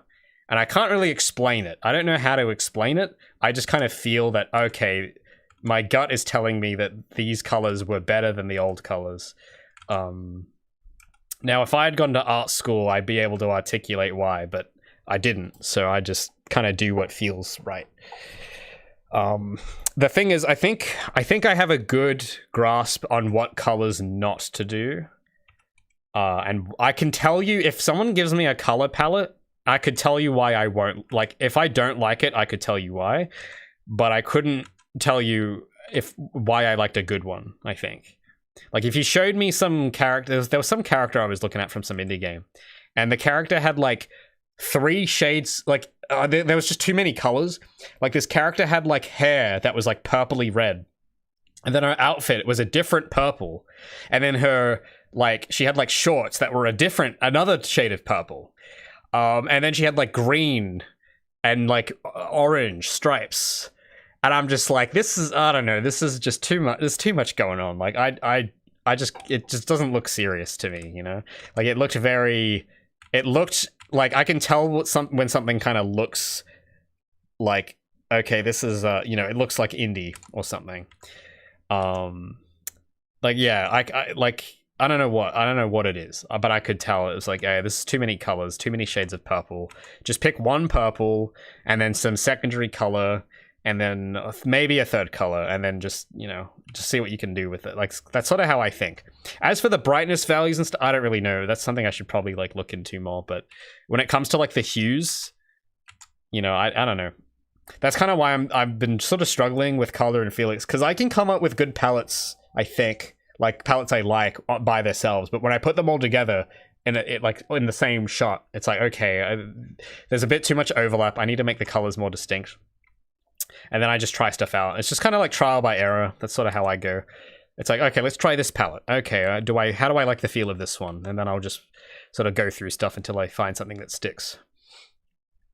But usually it won't come from nowhere. Like I'll have like a photo and then I'll like pick colors from it, like of a sunset or something, and I'll go, okay, I like these colors, let's try that, and I'll color pick from a photo. And then like Gabby's palette, for instance, is literally straight up taken from this photo I took of a sunset that had that pink in it. And I'm like, I like that pink and that blue next to each other. And then I just color picked from the photo and put them in there and then boosted the saturation a bit. And there you go. That was literally like the palette process for Gabby. Because I feel like nature, you can't really go wrong if you pick from nature, because humans kind of are conditioned to like I think, you know, just genetically, we're kind of like, our eyes are programmed to like certain color combinations. Like I don't know what this is from, but I heard somewhere that when you go outside and you see the color green and blue, it like relaxes your brain, because your brain is like supposed to see those colors. Like because in nature they just occur naturally, and if you don't see those colors, it like stresses you out or something. I don't know how valid that research is. I don't know where it's from, but that's just a funny kind of rule that I heard once, and it got me thinking, oh, maybe I should like look at nature more for like color reference. You know, just as like that's just sort of how I roll, I guess. Now I'm starting to see a problem now. He's not fat enough. Because I drew him his skeleton, and I think he needs more volume for his like outfit. He needs to be very cuddly. So I'll try and add some of that into the sketch layer. Try add a bit of volume to his body. Because he looks kind of, it doesn't look, I don't know, it doesn't look fluffy enough, you know what I'm saying? It's got to have some, you know, some volume. I'm just trying to think how to draw it on. Yeah, like that maybe.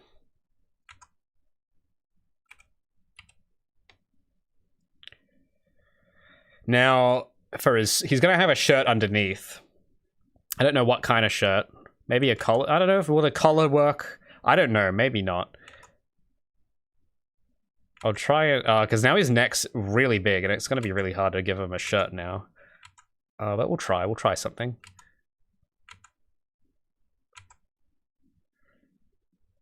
Because I want him to have sleeves. Yeah, look how cool that, just drawing that one sleeve just adds, I don't know what it did, but it added something. Oh, thanks so much, Macca, for the $5. What are your thoughts on copyright, trademark, and patents for indie developers? Worried about posting my devlog? Well, that is a good topic. Okay, so copyright, that's very complicated, okay? Like, I'm not a lawyer. Just want to put that out there. I just know what I know from reading stuff. I've, like, read some copyright law here and there, and I've just, over time, have, like, picked up on things. I'm not a lawyer. There's not legal advice. But my thoughts on it are that I think it's definitely the case that a lot of people are misinformed about copyright and trademark. Like they just don't really understand what it is. And this is coming from like a YouTube point of view, because that's something I've had to deal with a lot with YouTube. And like, you know, like sharing content, reposting stuff, like, because I get my content stolen sometimes from time to time. And I had to like know my stuff to like be able to fight those battles. So if someone like rips my whole video and puts like an overlay on top and claims it's fair use, like that is categorically not what it is, and I know that because I've researched that particular part quite heavily. So let me think. Let me just get back to the main point. Patents, I don't know that much about, so I'm not going to talk about patents. With trademarks, one thing I do notice is that a lot of people don't understand the difference between a registered trademark and a trademark. You can have a trademark and not register it. It's just having it registered kind of gives you more backing if you get into like a legal dispute. But if you don't register it, you can still be you're still protected to an extent. But if someone else registers it, you might have it might be more complicated. But I haven't had firsthand experience with that. All I know is that if you do treat it like if you have it as you treat it like a trademark and you mark it as a trademark, that is definitely a positive thing to do. Where if you don't do that, you might be at risk of someone else having claim to it. Like, I think this is just from memory. I don't know how accurate this is, but I recall hearing something about how, like, if someone tries to sue you for a trademark, and I remember, I'm not a lawyer, by the way, just something I remembered from somewhere. Like, if they try to sue you for it, but you can demonstrate that you've used it as a trademark for your business, like, prior, then that is helpful. I don't know how helpful, but it goes for something. It counts for something. But as for the specifics, I don't know enough about the copyright law to say what exactly. In regards to a devlog, I mean, it depends on what specifically you're worried about. Like, there could be a few things. It could be, oh, the game I'm talking about, I'm worried someone's going to steal it from my devlog. Or you're worried that people are going to rip episodes of my devlog. Because the devlog is its own copyright in itself. It can be its whole separate thing. Like, each video I make is its own copyrighted product, technically speaking. It sounds weird to say it that way, but it is. Each video, each live stream, even this thing right now, is a copyrighted body of work.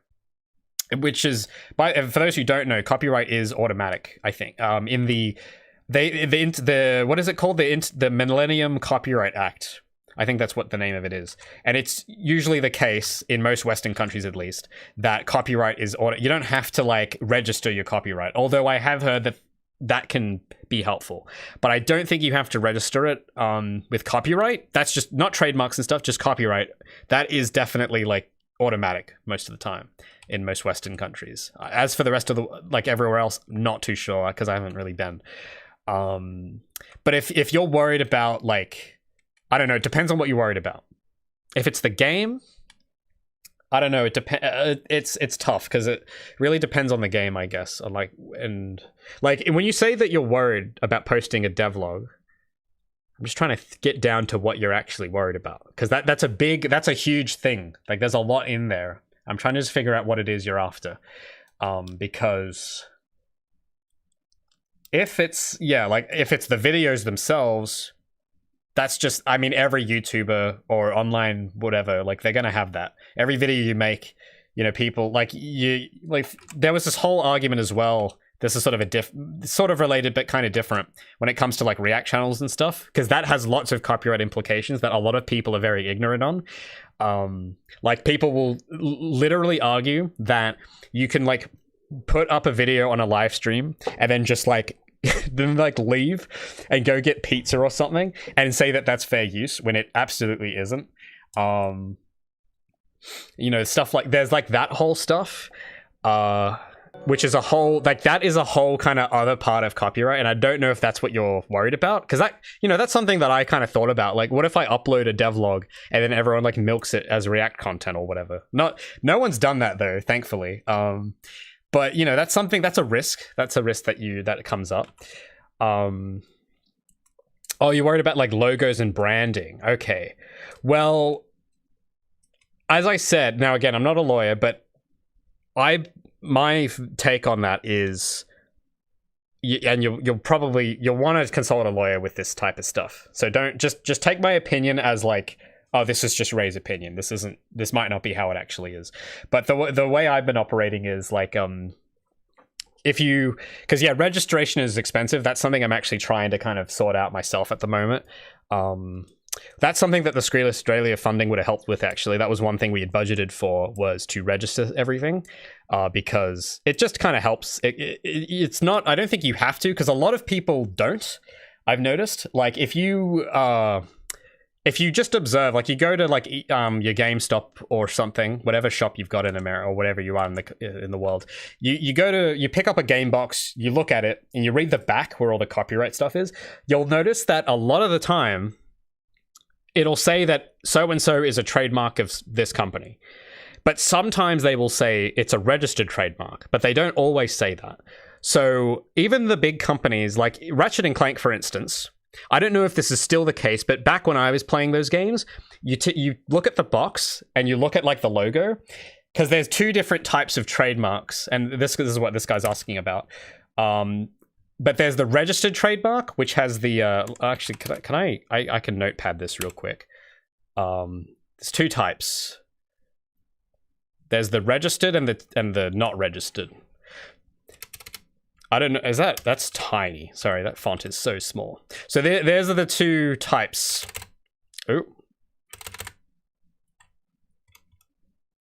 Oh, oops. Sorry, I'm just trying to get like a cool visual.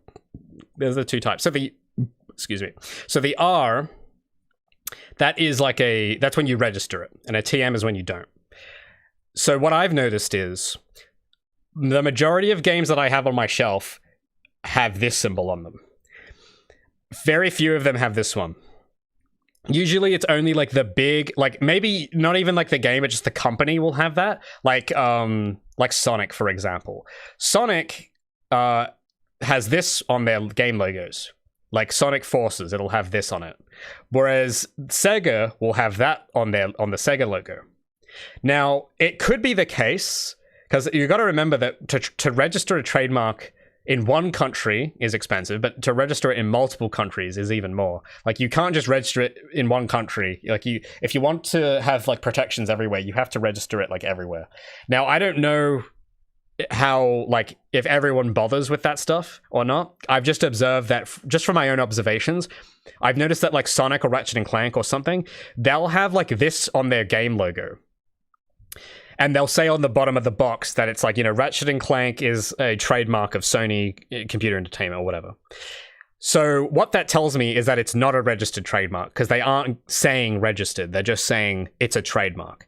However, that's in Australia. It might be registered in America, but I don't know, because I don't have the American region game. I'm just looking at the Australian region one, and it doesn't say the word registered anywhere on it.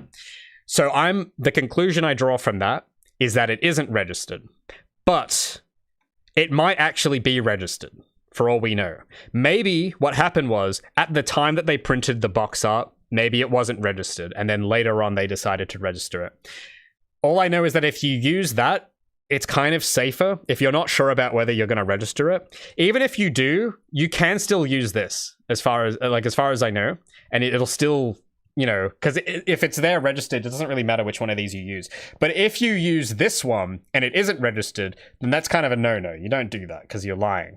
But if you use this, and if it is registered, I mean, it's still a trademark, so it doesn't really matter.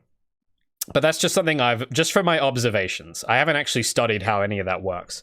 This is just my observations as a gamer. The only game I have in my library that is actually registered using this symbol, I don't actually know if it is registered, but it'll use this symbol on the only one I know that uses that symbol is Crysis 3. That has this symbol with it. But every other game I have, like Titanfall 2, what else? I don't know, a lot of games don't even put this, they don't even have, like, indie games will not even like use these, I've noticed. But yeah, so in terms of whether you want to register, like, look, I haven't had any issues so far. But I think if you know what your rights are, then you should be fine. Like, if you use it like a trademark, you know, take the precaution and to mark it as such. Even if you can't afford to register it, just at least treat it like a trademark. That'll help you out if there's a challenge on that claim. Because and look, you might want to look up case law on this stuff, because again, I am just speaking from my what I've observed. But I have observed that if you do not take some precaution, like if you don't say that it's copyrighted, which, I mean, you shouldn't have to, but it's just safe to do that anyway. And if you don't use this, you might have a tougher time, like when that claim is challenged, because someone else might say, oh, well, you haven't used that as a trademark at all because you haven't used this anywhere, so I'm gonna like claim it now. But if you can demonstrate that you've used it, it might help. I can't say it will because I'm not a lawyer and I don't know. I just, from my little point of view, which is a very limited point of view, I don't know a lot about all of this stuff, but just from what I know, that's what I would recommend. At least, you know, that stuff. But I mean, I wouldn't worry about it too much because, like, also you got to remember, like, even there's like a sweet spot where big companies probably don't care as much because they have legal teams that can sort this out. So even if they aren't too strong on where it's registered, they have the brand power and the money to like fight anyone on it. Most indies don't have that. And if you're starting out, you don't even really need it because no one really cares about it anyway. Like if you're starting a devlog and no one's heard of you, this isn't to sound mean, but just the reality is no one is really going to care. Not immediately, at least, because they haven't heard of you. They don't know who you are. So I wouldn't let that stop you. Yes, it's something that it may become a problem. It's a risk, but I wouldn't let that stop you from posting a devlog. Because I think the risk outweighs itself with the value you get from doing a devlog in this area. I mean, there's other risks with devlogs, like that's a whole other thing, but just on copyright stuff, in my opinion, and this is just my opinion, this isn't a financial legal advice, just my opinion, I don't think you should let that stop you from sharing things. But if you are worried, it isn't wrong to be selective about what you share. That's totally fine. It's difficult at the beginning, but now that I've worked on my game for a few years, I have a lot of stuff that is in the sleeve that I haven't shown people that I don't plan on showing for a while. And I know you might not be there yet because if you're just starting, you're not going to have that backlog yet of stuff. So because the big pressure for me at the beginning was that I had to kind of talk about everything because I only had like one bit of concept art to show. It's like, all right, well, I got to show it all to make up a video that's at least a minute, stuff like that. So what was I saying? Sorry, I was just checking chat again. Yeah, but basically, yeah, I wouldn't let that stop yourself because yes, it's a risk. It's everyone has that, even the big companies, that's a risk they have. It's just they have like big money to like fight against it.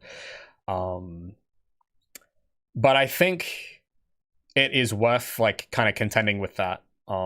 Because that way, you know, it's like to avoid risk. Here's the perfect strategy to avoid all risks. Just don't do anything. Just don't ever do anything in life and you will not have any problems. So I don't know.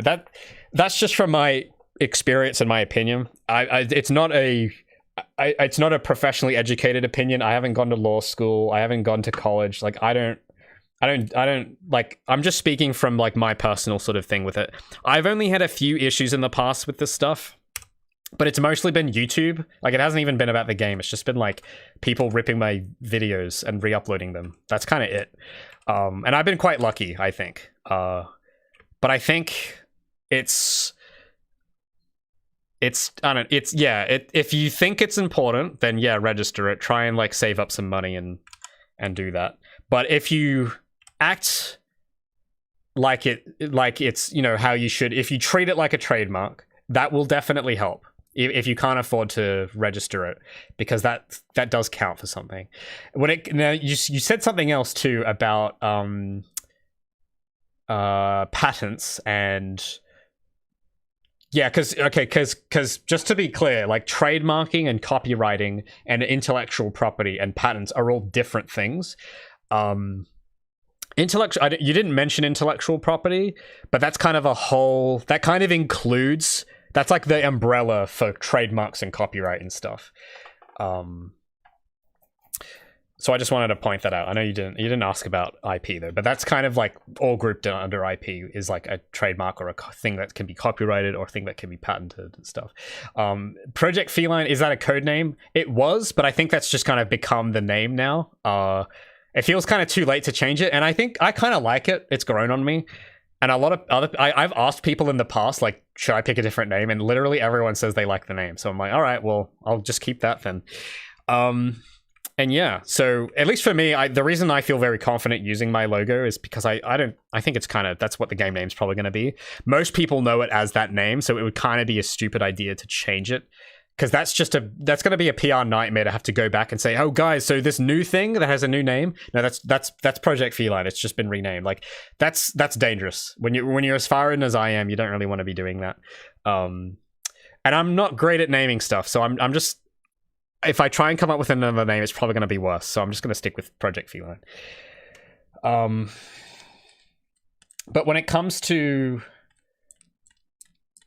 there was something else I was going to say about copyright, because I have heard people like register it, like registering copyright, not trademarks, but registering copyright. I don't think that actually counts. Like, I don't think that actually does anything from my limited experience. All I know, and this is just for America, I don't know if this is the whole world, but I think in America, you can register your copyright in the Library of Congress, but there are things registered in there that you know that are kind of shouldn't be copyrighted. And some of you might know some things, like you might know what some of those are. Like there are things in the Library of Congress registered in there that really have no claim to be registered, because they're just kind of rips off of other things, because anyone could submit a claim and register something, because they don't check that stuff. They just get a claim and go, oh, okay, this person's registered for this thing, okay, we'll just sign it. They don't really check that stuff. So just from that fact alone, I would not put a lot of weight on register. I don't think that should be a priority to like register your copy, because copyright's automatic in the Digital Millennium Copyright Act, I believe. And if you want to like verify that, you should probably go read that yourself and actually read the Copyright Act and come to your own interpretation of it, or have a lawyer read it, even better.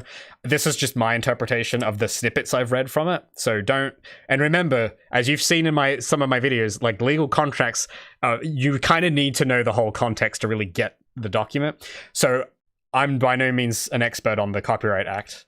That's just the bits I've looked at, that's the conclusion I drew from it. I'm not saying that's the right interpretation, that's just my interpretation. But you should probably read it. But anyway. Mail the artwork to you so you can prove that, I don't know, maybe.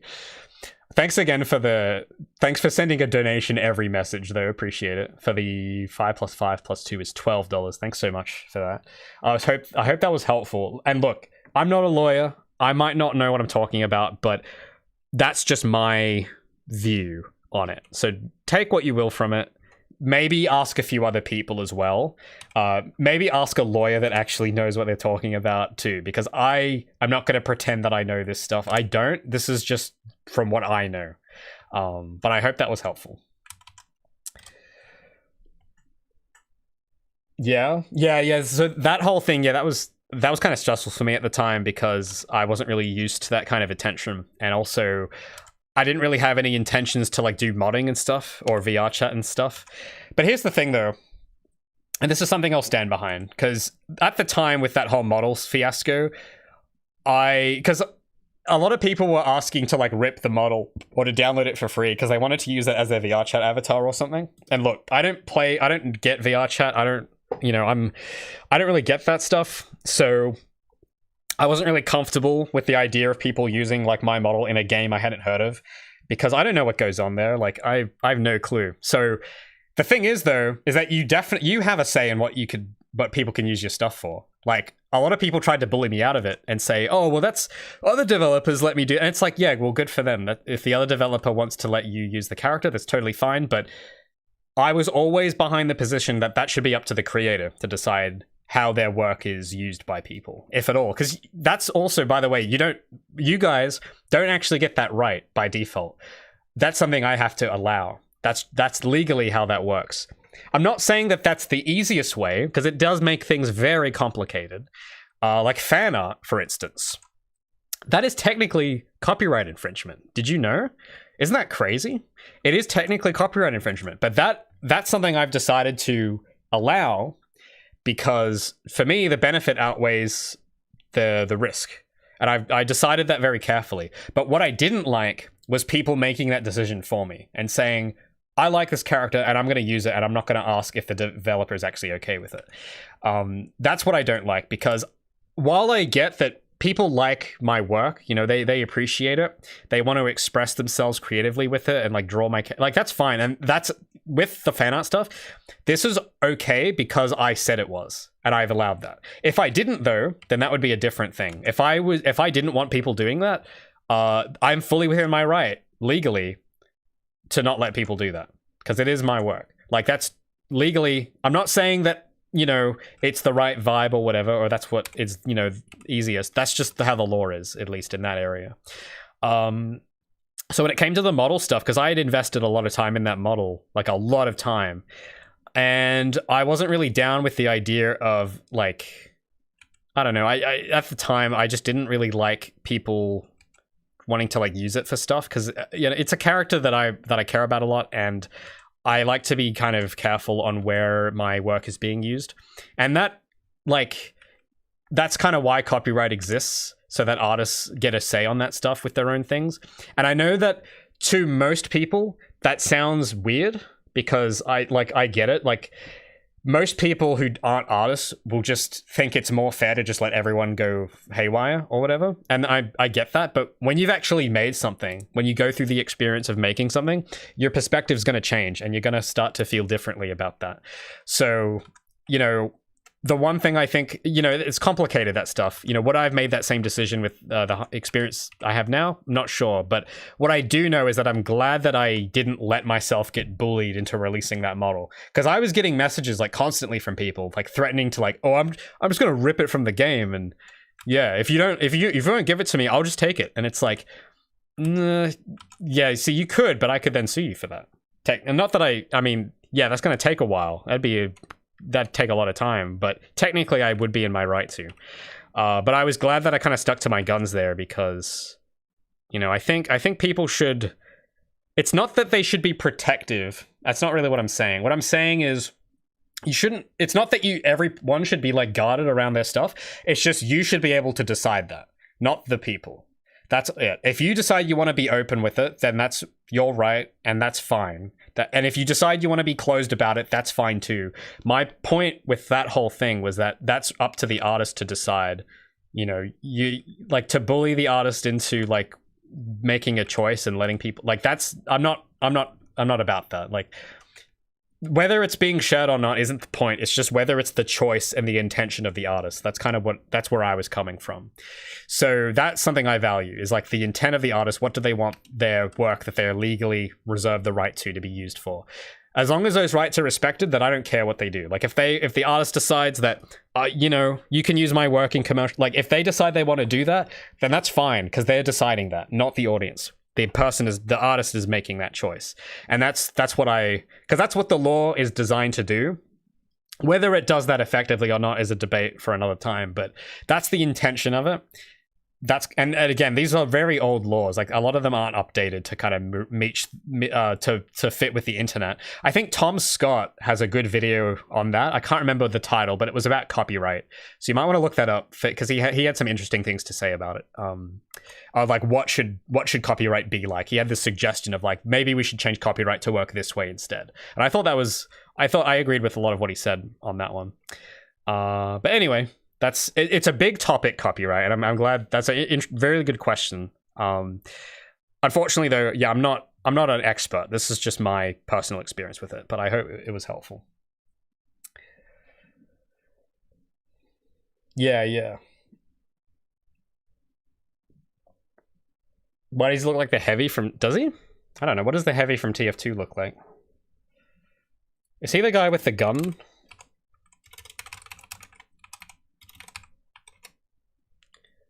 I like how it's just any character with big shoulders is... yeah. I mean, I don't know. He's just big. And he's got a big neck. Wow, I actually didn't realize how low poly that was. That's crazy. So yeah, what I'm doing right now, I mean, actually no, this is fair use what I'm doing here, because I'm commenting on the artwork. I'm critiquing it. I'm noting its polygon count, and I'll make another observation. Yeah, the shader is kind of interesting with how shiny it is and specular. See, that's fair use now. I've avoided copyright infringement. But if I just showed that image for the whole screen, I'd be violating Valve's copyright. Isn't that crazy? But that's how it is.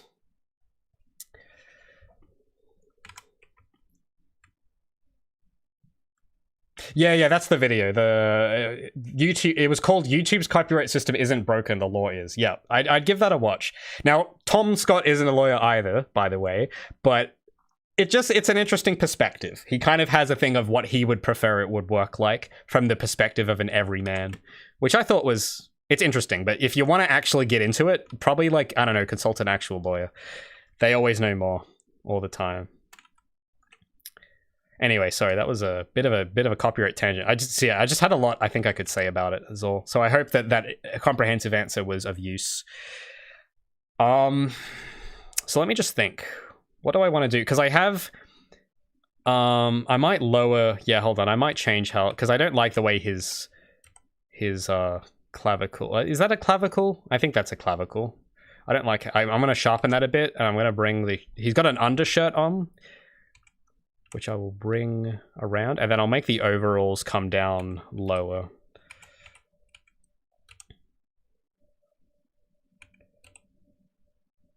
Bring it down here.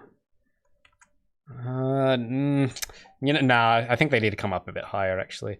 Yeah, it's just, I'm just trying to get a feel for the overalls. Because I want them to have overalls, because I like the straps. They just look cool.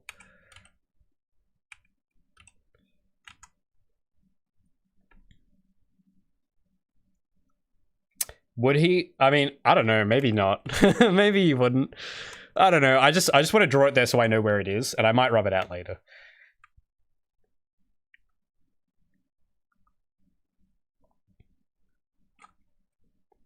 Just wondering how his undershirt should work. Maybe maybe it'll just go across there. Or maybe it'll be like a, should it be a V-neck?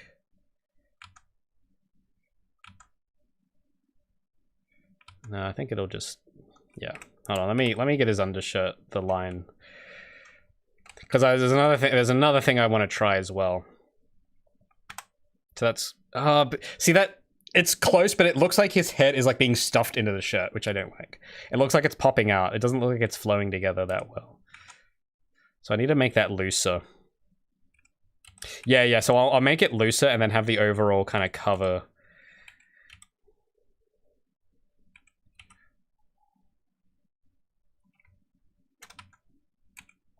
But I think I need to change like how those lines, because they something didn't look right about them. Yeah, that's much better now. Now it actually looks like it's going around his body.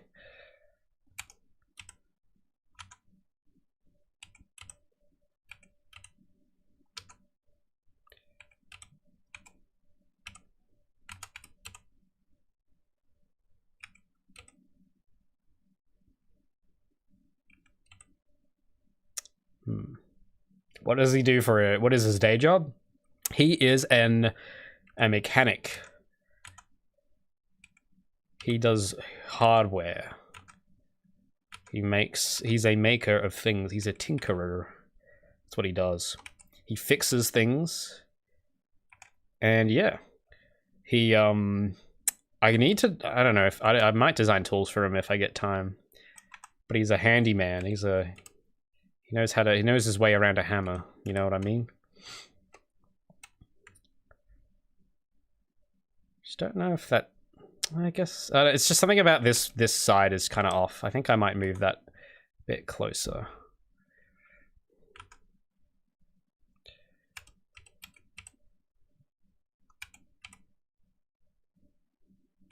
Yeah, I think just might move that over here a little and then move this one over so it looks like it's facing the right way.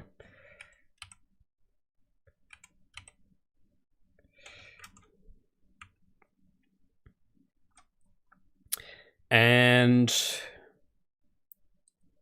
yeah, well, so here's the interesting thing, because I was having a little internal debate in my head. about what the characters' roles are going to be. Because I've switched them around a little. Because Gabby's the protagonist. What does Felix and Calder do? Now, initially, I was going to have Calder as the computer guy. And Felix was, I don't know what Felix was going to be. But then I thought Felix would make kind of a cool nerd, I think. I came to something where it's like, Calder is like hardware, Bunnings Warehouse type character. And Felix is kind of like a J-car. Oh, these are very like Australian references to like Australian hardware stores. Felix is sort of more the cerebral. They're both kind of guys in chairs, but they sit in different chairs, if you know what I mean. So the way I'm thinking of it, and I don't want to give away too much, but the general idea is that Calder is very physical. He likes working with his paws. I don't think he would make a good computer software because he's got massive fingers. I don't think he's not gonna like hunching over on a little keyboard. Like that's not gonna, Calder's not for that. But Felix has tiny hands. I think he's fine doing that sort of stuff. But Felix is delicate. He's young and delicate. He can't hammer stuff. His hands have like never seen a day of work, or maybe they have, but he's not strong. He's not big, strong. He can't wield heavy equipment like Calder. So Calder, I was imagining now is the hardware and a mentor as well, because he's a polar bear. He's in touch with his inner animal. He has a strong sense of self, and I think he sort of sees some of that in Gabby, I think. And his role is going to be to like help Gabby sort of get in touch with their animal side. Whereas Felix, he's got a different role in the trio. He's sort of like, weirdly enough, he's kind of like the glue that binds the team together. But that's all I'll say. I don't want to give away too much, but I have noticed, it hasn't got ignored, but I've noticed people asking about, like, I think it was on the Reddit, someone was saying, has Ray not thought about character development? Like, he's got the character designs, but we don't know anything about them. And it's like, he's going to have a tough time writing if he doesn't figure this stuff out. And it's like, trust me, I've been figuring stuff out. I just haven't talked about it. But there's lots that's been going on there, figuring things out. But I don't want to like go into that, because when I'm ready to talk about it, I will. But there's a reason why I haven't said much. A very important reason, because we don't want another situation like Gabby's sister going on. That's why. But I know that these characters I'm keeping the designs, but some of the traits about them might change for good reasons, and I don't want to have to deal with the stress of like catching everyone up on, okay, now I'm making this character like this now and stuff. Like when I'm ready to like decide and settle, it's like that's when I'll kind of talk about it more. Now it's what am I trying to say? His costume, I want to put some like detail on this front bit here, and I don't think I want to. I used to have like these big rectangles on his old design, but I didn't really like that. So I'm gonna try something else. I'm gonna add some detail now.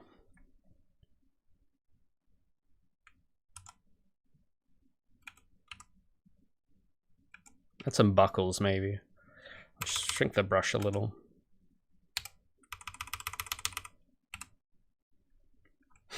Kiss the chef. That could be a fun bonus skin. Yeah, I guess he would cook good. I think Calder could cook. He could cook a mean salmon.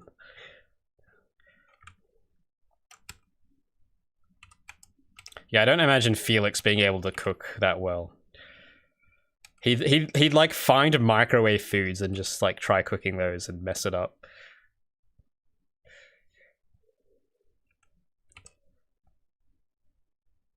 I just gotta be careful, because now that I know what modeling a character is like, I don't want to go too overboard with details, just to save future me more anguish. So I want to be very selective. There needs to be some detail, but I can't go overboard. I gotta be very careful. But I want these nice buckles. Oh no, those are on the. I drew them the wrong way. These bits are got to be the thick ones. How do you come up with a? That's a good question. I don't know. I honestly I don't come up with the ideas. The ideas just come to me. That's how it feels. They just come, and I serve. I'm simply a servant to the vision. I don't make the rules. I don't make the idea. It just comes to me, and I articulate it. That is my role in this operation. Yeah, I think I'll tell you a little story about Felix, because out of these characters, Felix is the newest I've designed. Calder's design is like a reiteration of a much older character design I had from like 10 years ago. And so is Gabby, by the way. But Felix is kind of the more recent one.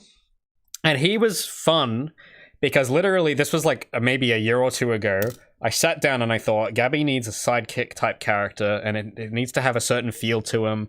He's got to have a certain like attitude, and and yeah, like these thoughts, they just show. Like, I don't think about this deliberately. It just kind of comes. Like one day I woke up and my brain was like, you need to birth a new character. And I was like, okay. And I did it. And that's what came out. Like, I literally sat down and I had Porter Robinson Mirror on repeat the whole day, because that was the song. That's the song that came to me that day. I just needed to listen to that. And I think, I don't know, I'm trying to think of a more like less abstract answer, but I'll finish the story. Yeah, basically, so what happened was, yeah, just like I sat down and then I started drawing, and then I drew Felix. Like that's just what came out. And the first draft, I maybe drew like 2 versions with different hair, and I was like, that's it. That's the character. And that was my favorite moment in the project so far, to create that, because it was so effortless. Like, that was the easiest one because I didn't have to even think. It just came out. The other ones are a little different, because Gabby, she was designed a long time ago, so I don't remember it that well, but Gabby was designed like when I was a kid. Like, that was one of my old like OCs or whatever. And she kind of grew up with me. Like, when I was like in school, I created Gabby and this world around Gabby as like an escape. And over the years, her design just kind of, she used to be really short. Like, I came up with her when I was like really young. I must have been like 10 or 11. So she used to be like the height of a 10 or 11-year-old. And then as like I grew up, she kind of grew up too, and I would come up with new stories. And I don't know if have I ever talked about that? I actually don't know if I've ever brought this up before. But yeah, no, I have a lot, like, one of the reasons I'm so into this project is because I've wanted to do this game for a long time. Like 10 years I've wanted to do this. Now, to be fair, like, because there's all that when you do a dream game like this, there's lots of risks, and I get that. You know, you gotta murder your babies, as the saying goes. So I'm very, very conscious of being the right amount of attached to it, where I'm not like so finicky on certain details that they have to be this way. Because what I'll tend to do, because I used to have a lot of details like that. Like, I had a whole thing of Gabby, like a whole like document backstory that I would write when I was like in high school, and there are a lot of things from that I'm throwing out that are just not good, but there's some stuff I'm keeping. So I think I kind of know, after a lot of years of ideating, I kind of know how to like get rid of stuff, because the way I look at it now is that I have a strict criteria on the things I want to keep in. And I think when people give that advice of like, oh, you gotta, you know, don't get too attached to your baby dream game type thing. Like, I think when a lot of people say that, what they mean is, don't get like fixated on like details that don't matter. Because I know that when people have a dream game, they're gonna have a lot of these details worked out in their head. Like, oh, and then in this scene, she's gonna hold the cup with her index finger pointed because that represent, you know, stuff like that, right? Like, that stuff I'm not really fussed about. Like, there are details I've come up with, but I'm not attached to them. What I am interested in, though, is figuring out which details service the vision. And that vision has... The reason why I've spent, like, 5 years now or so on this game is I needed to take a lot of time to figure out what the vision needed.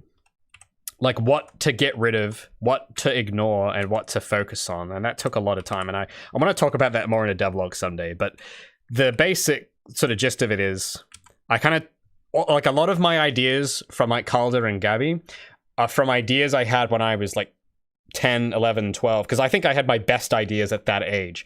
And what I'm doing is I'm thinking about, because I don't know, maybe I don't know if anyone else really relates or not, because I haven't really met anyone that went through this as well, but I don't know, I felt like I was really creative when I was 12. Like that was like my peak. That was my peak. Everything else is just downhill. But I came up with so much cool stuff, and I was really proud of all of that stuff, and I'm glad that I documented it, because that's a lot of that. Like I've kept a lot of those drawings and those notes from then, because the way I see it is that is a record of my inner child, and that's what I want to try. Those are the feelings and the themes I want to invoke in my work, because that's when I felt most I don't know, that's when I felt like the most alive, I think. So everything I do, if I can't come up with something, I go to that time period and see what I did then and go. Because I don't know, I think when I was coming up with ideas back then, you didn't have these inhibitions that adults tend to have, where you judge everything like too much. Like ideating now is so hard because I'm an adult and my brain has developed more and it has an inner critic. And my brain didn't used to have an inner critic. And that is useful. Having an inner critic is good. But when you need just raw stuff, like raw material, the inner critic gets in the way for me a lot. So I have to go back to a time when that wasn't there, take that, and then use my new inner critic to then filter that. But to start from a blank canvas, for me, is like impossible. It's really difficult now because I'll judge it too much. So I take the stuff I used to do from before I had that critic and then assess it now as an adult and critique it and go, all right, well, there's some good bits in here, but there's a lot that isn't good. And I'll pick out the bits I like. But to come up with those bits I liked requires, you kind of have to be a bit silly, you know? Like you have to be just vomit drafts, like write whatever the hell, and then later on you kind of filter it out. That's kind of, I don't know, for me that kind of tends to work well, and I was really good at doing that when I was 12. So I'm kind of collaborating with my 12-year-old self for a lot of these character concepts, like coming up with a polar bear. You know how I came up with this? Because I had a teddy bear that looked like this, and I thought it'd be so cool if he was a character. I couldn't come up with that now. It just seems too silly. I couldn't come up with that now. If I tried to do that now, my brain would go, oh, that sounds stupid, and then I wouldn't do it. But 12-year-old me didn't care. I was like, oh, that sounds cool, and then I would draw it. So that's kind of, I don't know, that's just, you know, that's just kind of how, I think that kind of does answer the question of like how I come up with stuff, is that I'm just stealing ideas from my 12-year-old self, he came up with all the ideas. He did it all, and I'm just kind of coming back in retrospect and, you know, dusting, you know, roughing, polishing, you know, sanding the edges. Yeah. Oh my god, yeah. You see, Macavox, exactly. That happened to me too. Yeah, hell yeah, dude. Yeah. See, you know exactly how it is. Yeah. When I entered high school, yeah, my creativity just gone, absolutely diminished. And this is actually okay. So, a bit of a side tangent, but before I get into that, I just want to quickly add. I want to do like a minute of drawing, and then I'll go into this new story, because this is I was in a discussion with someone recently about this, and you might find it enlightening. So let me just draw these straps on, because I've been focusing on these buckles a bit too much.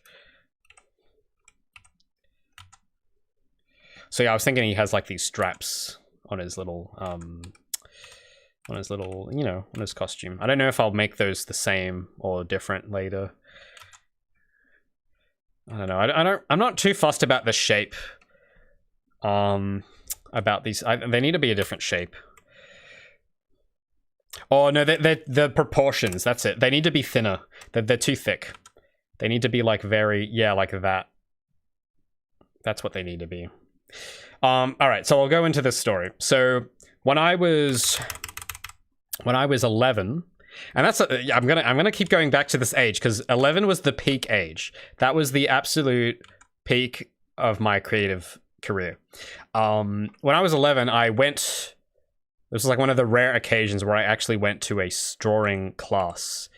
Because I kind of had to teach myself a lot of what I know. But when I was 11, there was this drawing class I would go to, and I wasn't really, it's not a drawing class in the way you'd think. It was really relaxed, and I actually kind of liked it. That's kind of what I liked about it. So this guy, it was run by this dude who was really terrible with business. Like, he was not good with money, but he had rented out this little office, and he was wanting to draw. He wanted to teach kids how to draw cartoons, and he hired this guy. Because he ran the business, but he couldn't, like, teach. Like, he was too busy running the books or whatever. And he had this graphic design business on the side, I think. So to teach the classes, because he would run these after-school classes on weekdays. And he had this 19-year-old guy run the class. And I loved him. He was probably the best, like, one of the best, like, mentors I've ever had. Because he was, like, young enough to still have that spark and not be completely crushed by the real world yet. And the conditions were funny because I think he was getting underpaid massively, but he liked the job, and he liked the work, and he would do stuff. So he would be down in the afternoons. He'd be doing like graphic design work during the day, and then in afternoons he would be running this class. And I was in on the Thursday class, and we'd show up, and he would just literally, he had all this paper and pencils, and he's like, it was very self-directed.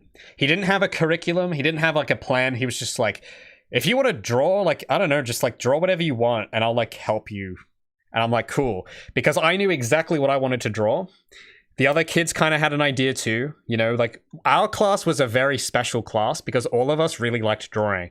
I think he told me later, like years later, when I got back in touch with him, he said that we were like the only class like that because every other day of the class, it was just like a daycare basically. Like parents would just drop their kids off. They wouldn't really care. They just kind of mess around. Like it's basically like daycare, but with our group, we were all really into it.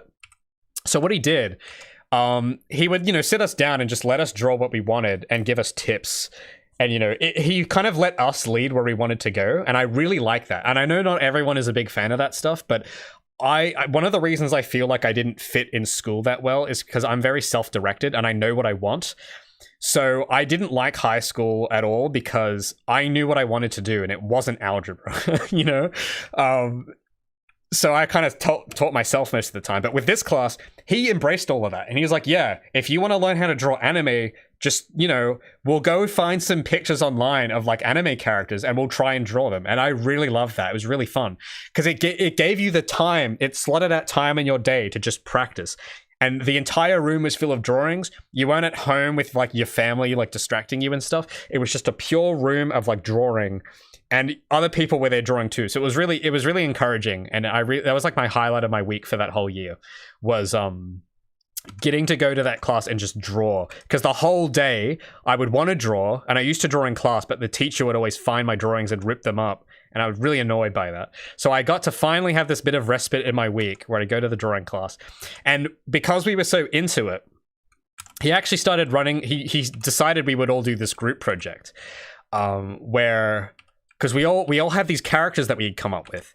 And the teacher thought, well, what if we made a comic that like had all these characters in it, like Smash Bros. Like, you guys remember Smash Bros. Brawl, and it had the subspace emissary. What is it called? The subspace emissary, I think, is the name of like the campaign in that game, where it's like a massive crossover of like all the Smash characters.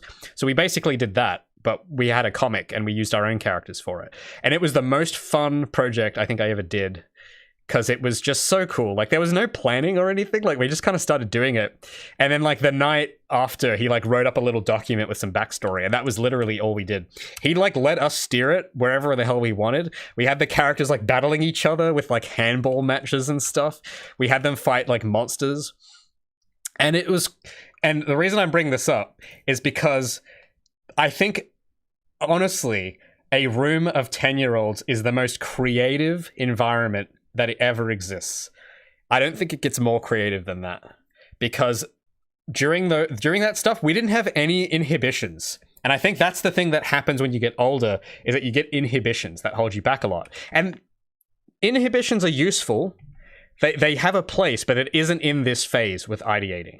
That stuff you want to do later. You want to inhibit later on once you've got something on the page and then start filtering it. But when you're a kid, it's great because you just like, it just comes out of you. And you make cool stuff. And I think I still have a copy of that comic somewhere. I think I still got it somewhere. It was really fun. And yeah, literally what we would do, because it was all paper, right? We all like, he would get all this paper from like Office Works. He'd give us to us, and then he'd go downstairs and get us chips from the shops because it was at the shopping center, and there was a fish and chip shop like downstairs. So he'd bring up chips, and we'd all just eat and draw and eat chips. And and I bring that up because the pages on that comic have like grease stains on them and stuff. But it was good. It was good vibes. I really missed it. But I was talking with the teacher because we got back in touch a few years ago. And I was telling him about my game, what I was doing, and he was really happy for me, I think. You know, he was one of my, I think without him, I probably would not be here because he kind of gave me that encouragement that I think I needed to be creative because he was the only guy I knew at the time that kind of got it. And, you know, he introduced me to a lot of cool things. Like he was really into, because this was like, you know, this was like 15 years ago. So he was really into like the DeviantArt Newgrounds scene, and he kind of introduced me to that stuff because I didn't really use the internet back then. And he was really cool. He's kind of like a big older brother to everyone in the class. But then after a year, he left, and that was the most tragic day of my whole life because he was getting paid like below minimum. Like the guy running the business was not paying him well, and he, you know, life was getting, circumstances were changing, and he had to leave and get another job. And that was devastating for all of us. I remember being really upset when that happened. And then the guy that ran the business, because I still wanted to do a class, so I stayed, and the guy who ran the business, who was like in his 50s, he then decided to run the classes himself. And that was a complete disaster because all he knew how to draw was Disney and Hanna-Barbera characters. And at that point in time, no one wanted to draw that. Everyone wanted to draw Digimon because Digimon was cool. Everyone wanted to draw anime because that was like the in style, and like Pokemon and stuff. But this guy hated anime. He was like, no, anime is cheating. It's not a real art style. You're going to learn how to draw caricatures and Mickey Mouse. And everyone left. After the first week, everyone left the class. And I think a few years later, the building, whatever he used to, it's gone now. It's some new place. But yeah, it was really cool though. I know that was a bit of a long story, but I bring that up because when I was talking to him recently, it was like a month ago, I was talking to the teacher, and we were talking about, because I was actually thinking to start doing something like that in my, like, you know, for a day a week or something, try and find a drawing class so that I could kind of pass that on, because Feline, you know, I'm really attached to this game and everything, but it can get tough. And I was thinking it'd be nice to just, if there's some like class like that in my area that they have like if they need a teacher for one day a week or something, like I can use that money for funding too for the game. So I'm like, yeah, I was looking into that stuff. There's not a lot around there, sadly, nowadays, because everyone's, I don't know, kids are all on, you just give kids an iPad now. You don't really need to entertain them with classes anymore. But yeah, I was asking him for advice on that, because I was thinking that'd be cool to get into just as like a side thing to kind of keep me sane, because I think kids are so creative. I love working with kids. They are so creative and they are just fun, and there's no drama. They're all just chill. There's no office politics happening. There's no legal battles. It's just pure chill vibes.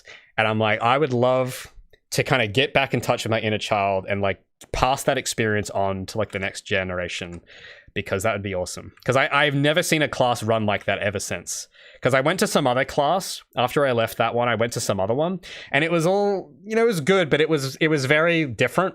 Like they had a curriculum, and they wanted you to learn like all these bits of art. Like they went through like painting, watercolor, pastels, and it's like, I'm not interested in that stuff. I just want to draw anime. Like that's all I cared about. So I didn't really vibe with that class as much.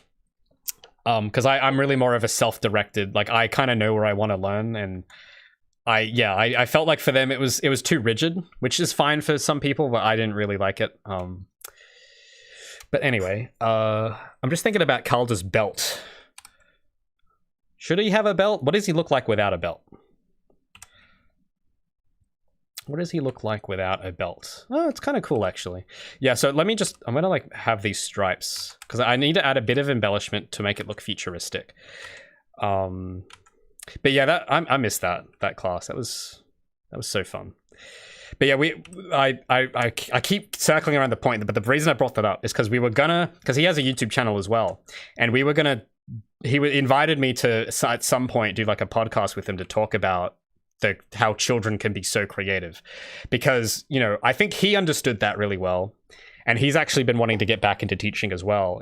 We're in different cities though, sadly, but he has sort of been, that's been on his mind as well, because we both kind of missed that a lot, and it was really cool to kind of get back in touch to him after like 15 years, and he still thinks back on it very fondly. Like, that was really cool.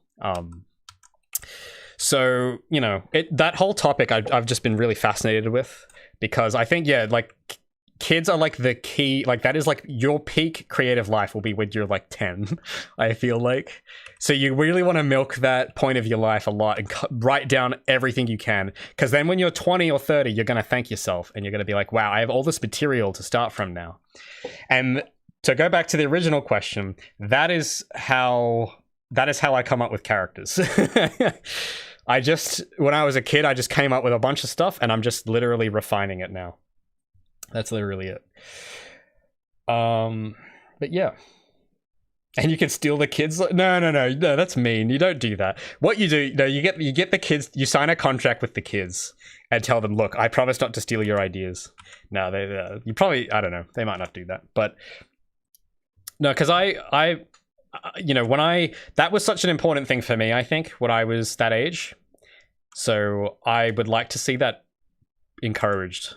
Whatever that environment, I don't know what you'd call that environment, but whatever it was, I don't want that to die, because I feel like if I hadn't gone to that, then I would have stayed in the pit I was in. Because when I was like 18, 19, that was like my lowest point, where I was out of touch with all of that stuff.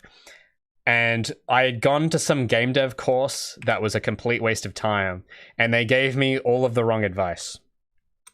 You know, they were telling me all these things that just... And the people teaching the class had no idea what they were doing. Like, they weren't developers. They just got the job by chance and read a bunch of game dev books, and they taught people. And those guys kind of trained me into this really bad thing of...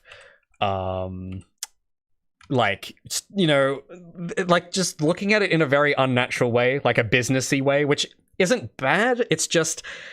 They didn't have the experience to connect it with the creative side that well. So my creative muscle got completely ripped out during those years.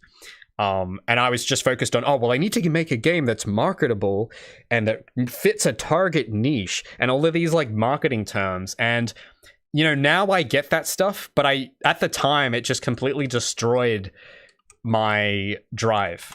And I got really stuck, and I had a huge crisis of like, I don't know what I want to do. I don't know why I got into game dev anymore. Like, I had a whole breakdown, like, period. This is all before Project Feline, so you guys probably don't know about this. But yeah, I had a big burnout phase before Feline. And I was just completely trapped, and I was terrified because I didn't really want to make games anymore, because I completely lost the plot. Because it was like, you know, game dev's so hard, right? And it's like, you're getting told that it's this like impossible industry, and that you need to make something that makes, you know, a certain return on investment, and you need to have a demographic and all that like stuff. Now with experience, I know where that fits in. And that's good stuff to think about, but you need to have it combined with some water. You know, you got to have it with... You gotta mix it in with the creative stuff. You can't have one or the other. You gotta have them both integrated. I think for me, at least, that's been where I felt the most natural. But just when I was a kid, it was all in one direction, the one side, where it's all creativity. And then when I was a teenager, it was all like business. And I was like my soul was just completely gone. And that wasn't good either. But now I feel like I'm at a good middle ground between the two. Okay, let me turn off. I don't know, what do you... It's missing something, but I don't really know what. I don't know, what do you guys think? I need your... Actually, I'm going to mask off the inner line work so it's less busy. So let me just mask off these guiding lines so it's a bit easier to look at the costume.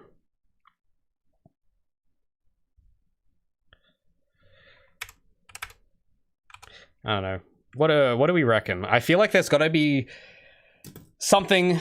There's too much emptiness in the middle. A pocket. Yeah, that might be good.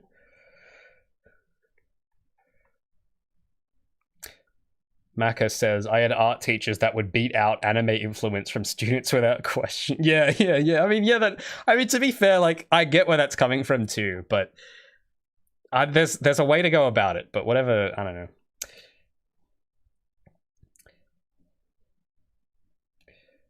I have a webcomic working on it. Really is heavily reworked version of the old story I made when I was 12. Yeah, see, yeah, Dust and Dawn, he gets it. Exactly. Yeah, just steal ideas from your young self. It's not infringement because it is you that's making it. You're just taking ideas from your prime and from your creative prime and putting them into practice when you're in your practical prime, if you know what I'm saying. A literal toolbox strapped to his stomach? Maybe. Okay, I do have to go soon, but we'll just add some final details. And I gotta color this still, and I kind of went on for a bit longer than I was expecting, so I might have to come back to this tomorrow. I'm just thinking what the pocket should look like. I don't know, what does a overall pocket look like? Or does he have two? I don't know, how many pockets would he have? We'll start with a big pocket. I don't know, I don't even know, because I don't draw pockets that much, obviously. So I don't know. What should a pocket shape look like? Well, that just looks like an email. It's the email bear. See, when I get an email, it's him delivering it. It's the email bear at bear.com. That's the Okay, well, let's get he's not an email bear. Let's get that out. He's not a web server.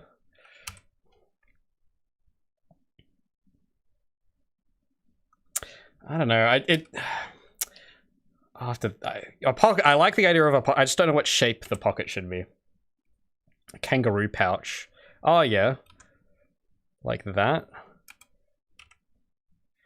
Okay, that's a start. I think a pocket in this area, but I think I just need to like change the shape. Because it has to have like nice bezels, sci-fi bezels.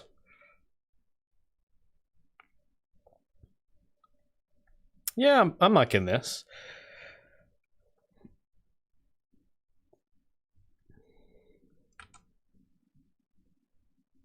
Just wondering if I should give him another undershirt or not. Nah, I think I'll just leave that as it is. I was gonna put like another layer underneath, but I think that's what we have here is good. Should I give him gloves? What if I gave him gloves? How would that work? I don't know. Should I'm not sure. I don't know, because I think I mean, it kind of, but I might leave them off for the moment. I'm not sure yet. Now it kind of looks weird without them. But if you do fingerless gloves, it's weird because he doesn't really have fingers. So you'd have to cover his whole paw, but I think you need to... Putting a paw glove is going to be kind of... I don't know. I might leave just the lines there as an idea. I'll have to like pay more attention to what those might look like. But gloves is a maybe. I might do that. More pockets. Okay.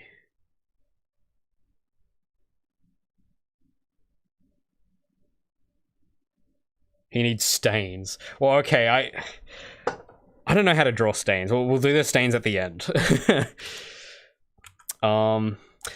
Here's an idea. Okay, I think I might know what I might draw. Draw like a set of pouches, like a Jedi belt. Have you guys like seen like the concept art books of like Star Wars? Because they show like the close-ups of all the props and stuff, and it's so detailed. I always was really obsessed with the Jedi utility belt because it had all these cool pouches and stuff on it, and I'm just gonna like invoke that idea now. Actually, now that I think about it, this looks like Emile's armor from Halo Reach, where he has like ammo pouches. That's kind of how that looks a little bit. But I'm just thinking. Okay, no, I'm not. I'm just gonna like create. I'm not gonna let my inner critic say anything yet. I'll do that at the end, because I was gonna say like, oh, should I change like how many pockets or something? But I think let me just like fix those up a bit, because I do want to be kind of I don't want to over embellish him too much. I want him to be easy to model and draw. So if I can like skip detail, I would like to, but I'm just gonna go cam, and then later we'll see what we want to cut out. This is like 12-year-old mindset. We're just gonna get it out. We're just gonna make whatever. And whatever comes out, comes out.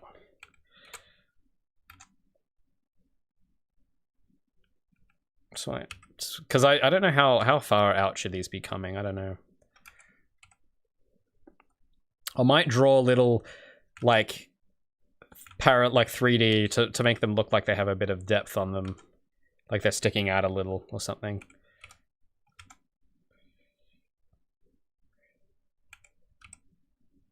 Just little lines to like make it appear as though these things are like full of stuff. That's much better. Yeah, it's kind of cool. Yeah, I think I like it. Yeah.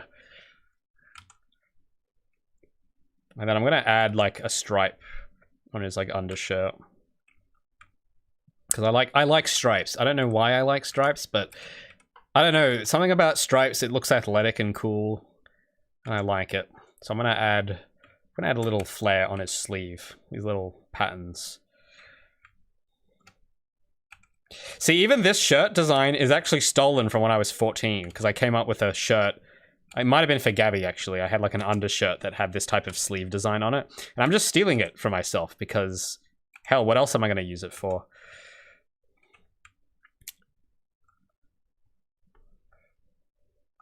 I'll just rub out the gloves at the moment because I don't really know what I'm going to do for that yet. Now, for the... I'm just wondering if I should have like some other color going through there or not. Like... I don't know how to communicate this without coloring it in, but I'm thinking that this is like, okay, that doesn't really look that good, but this whole stripe here is going to be like one color, and I don't know if I should have some bit in the middle, like going like that. I don't know if that will look good. Or maybe, I don't know, maybe not. I guess the less I do, the better, because it'll less work. But I don't know if I should I separate these? I'm just like thinking, should I like split these into like their own bits? No, I think I liked it as one bit, because maybe these could be like pockets as well, like at the top, like back here. There's like a pocket behind him, behind where his arm is. Maybe those could be pockets too. So he has like side pockets, and then he has the front pouch, and then he has like the ammo. We're just gonna call them the ammo pouches, even though he doesn't wield a weapon. Locked and loaded, baby. Always ready for a fight.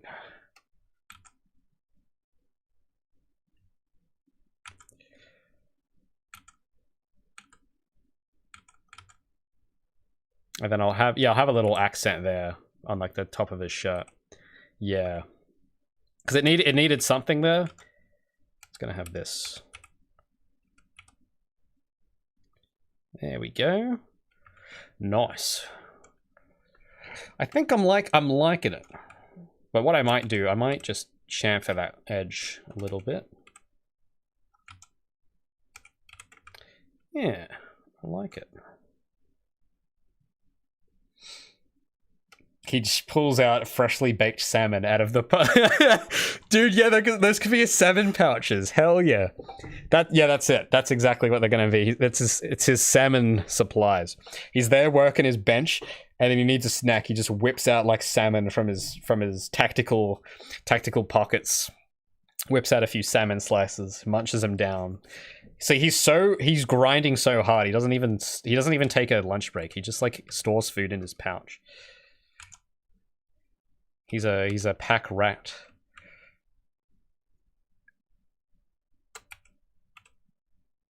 I'm just trying to think if I can like add a little bit of flair to this sleeve. Like have a little nice chamfered edge, and then kind of bring it. Yeah, that's kind of how I want it. And I think he needs to have like some kind of like thread trim on his sleeves, like some kind of like line, some border. They can't just have like the edges hanging loose like that.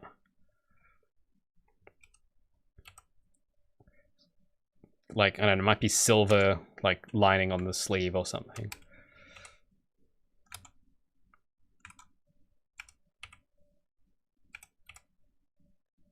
I just feel like he's got to have it. Cool. Yeah. See, this I'm liking a lot better than what I had yesterday. This costume. It looks more original.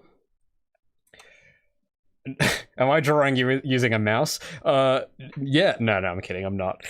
Oh my god, that would be so hard though, for real. No, I'm using one of these bad boys. I'm just got it off screen so you can't see it. But yeah, I'm using a mouse, guys. Don't worry. Yeah, I'm that good with a mouse. Yeah, man, I wish. Hey, Rex Tea. How do I pronounce that? Rex Tea? Rex Tar? A soldering gun. Oh, yeah. What's stripe parity? What does that mean? Is that a misspell of stripe party? Or is parity a word? Parity, a state or condition of being equal. Okay, I don't know what that is.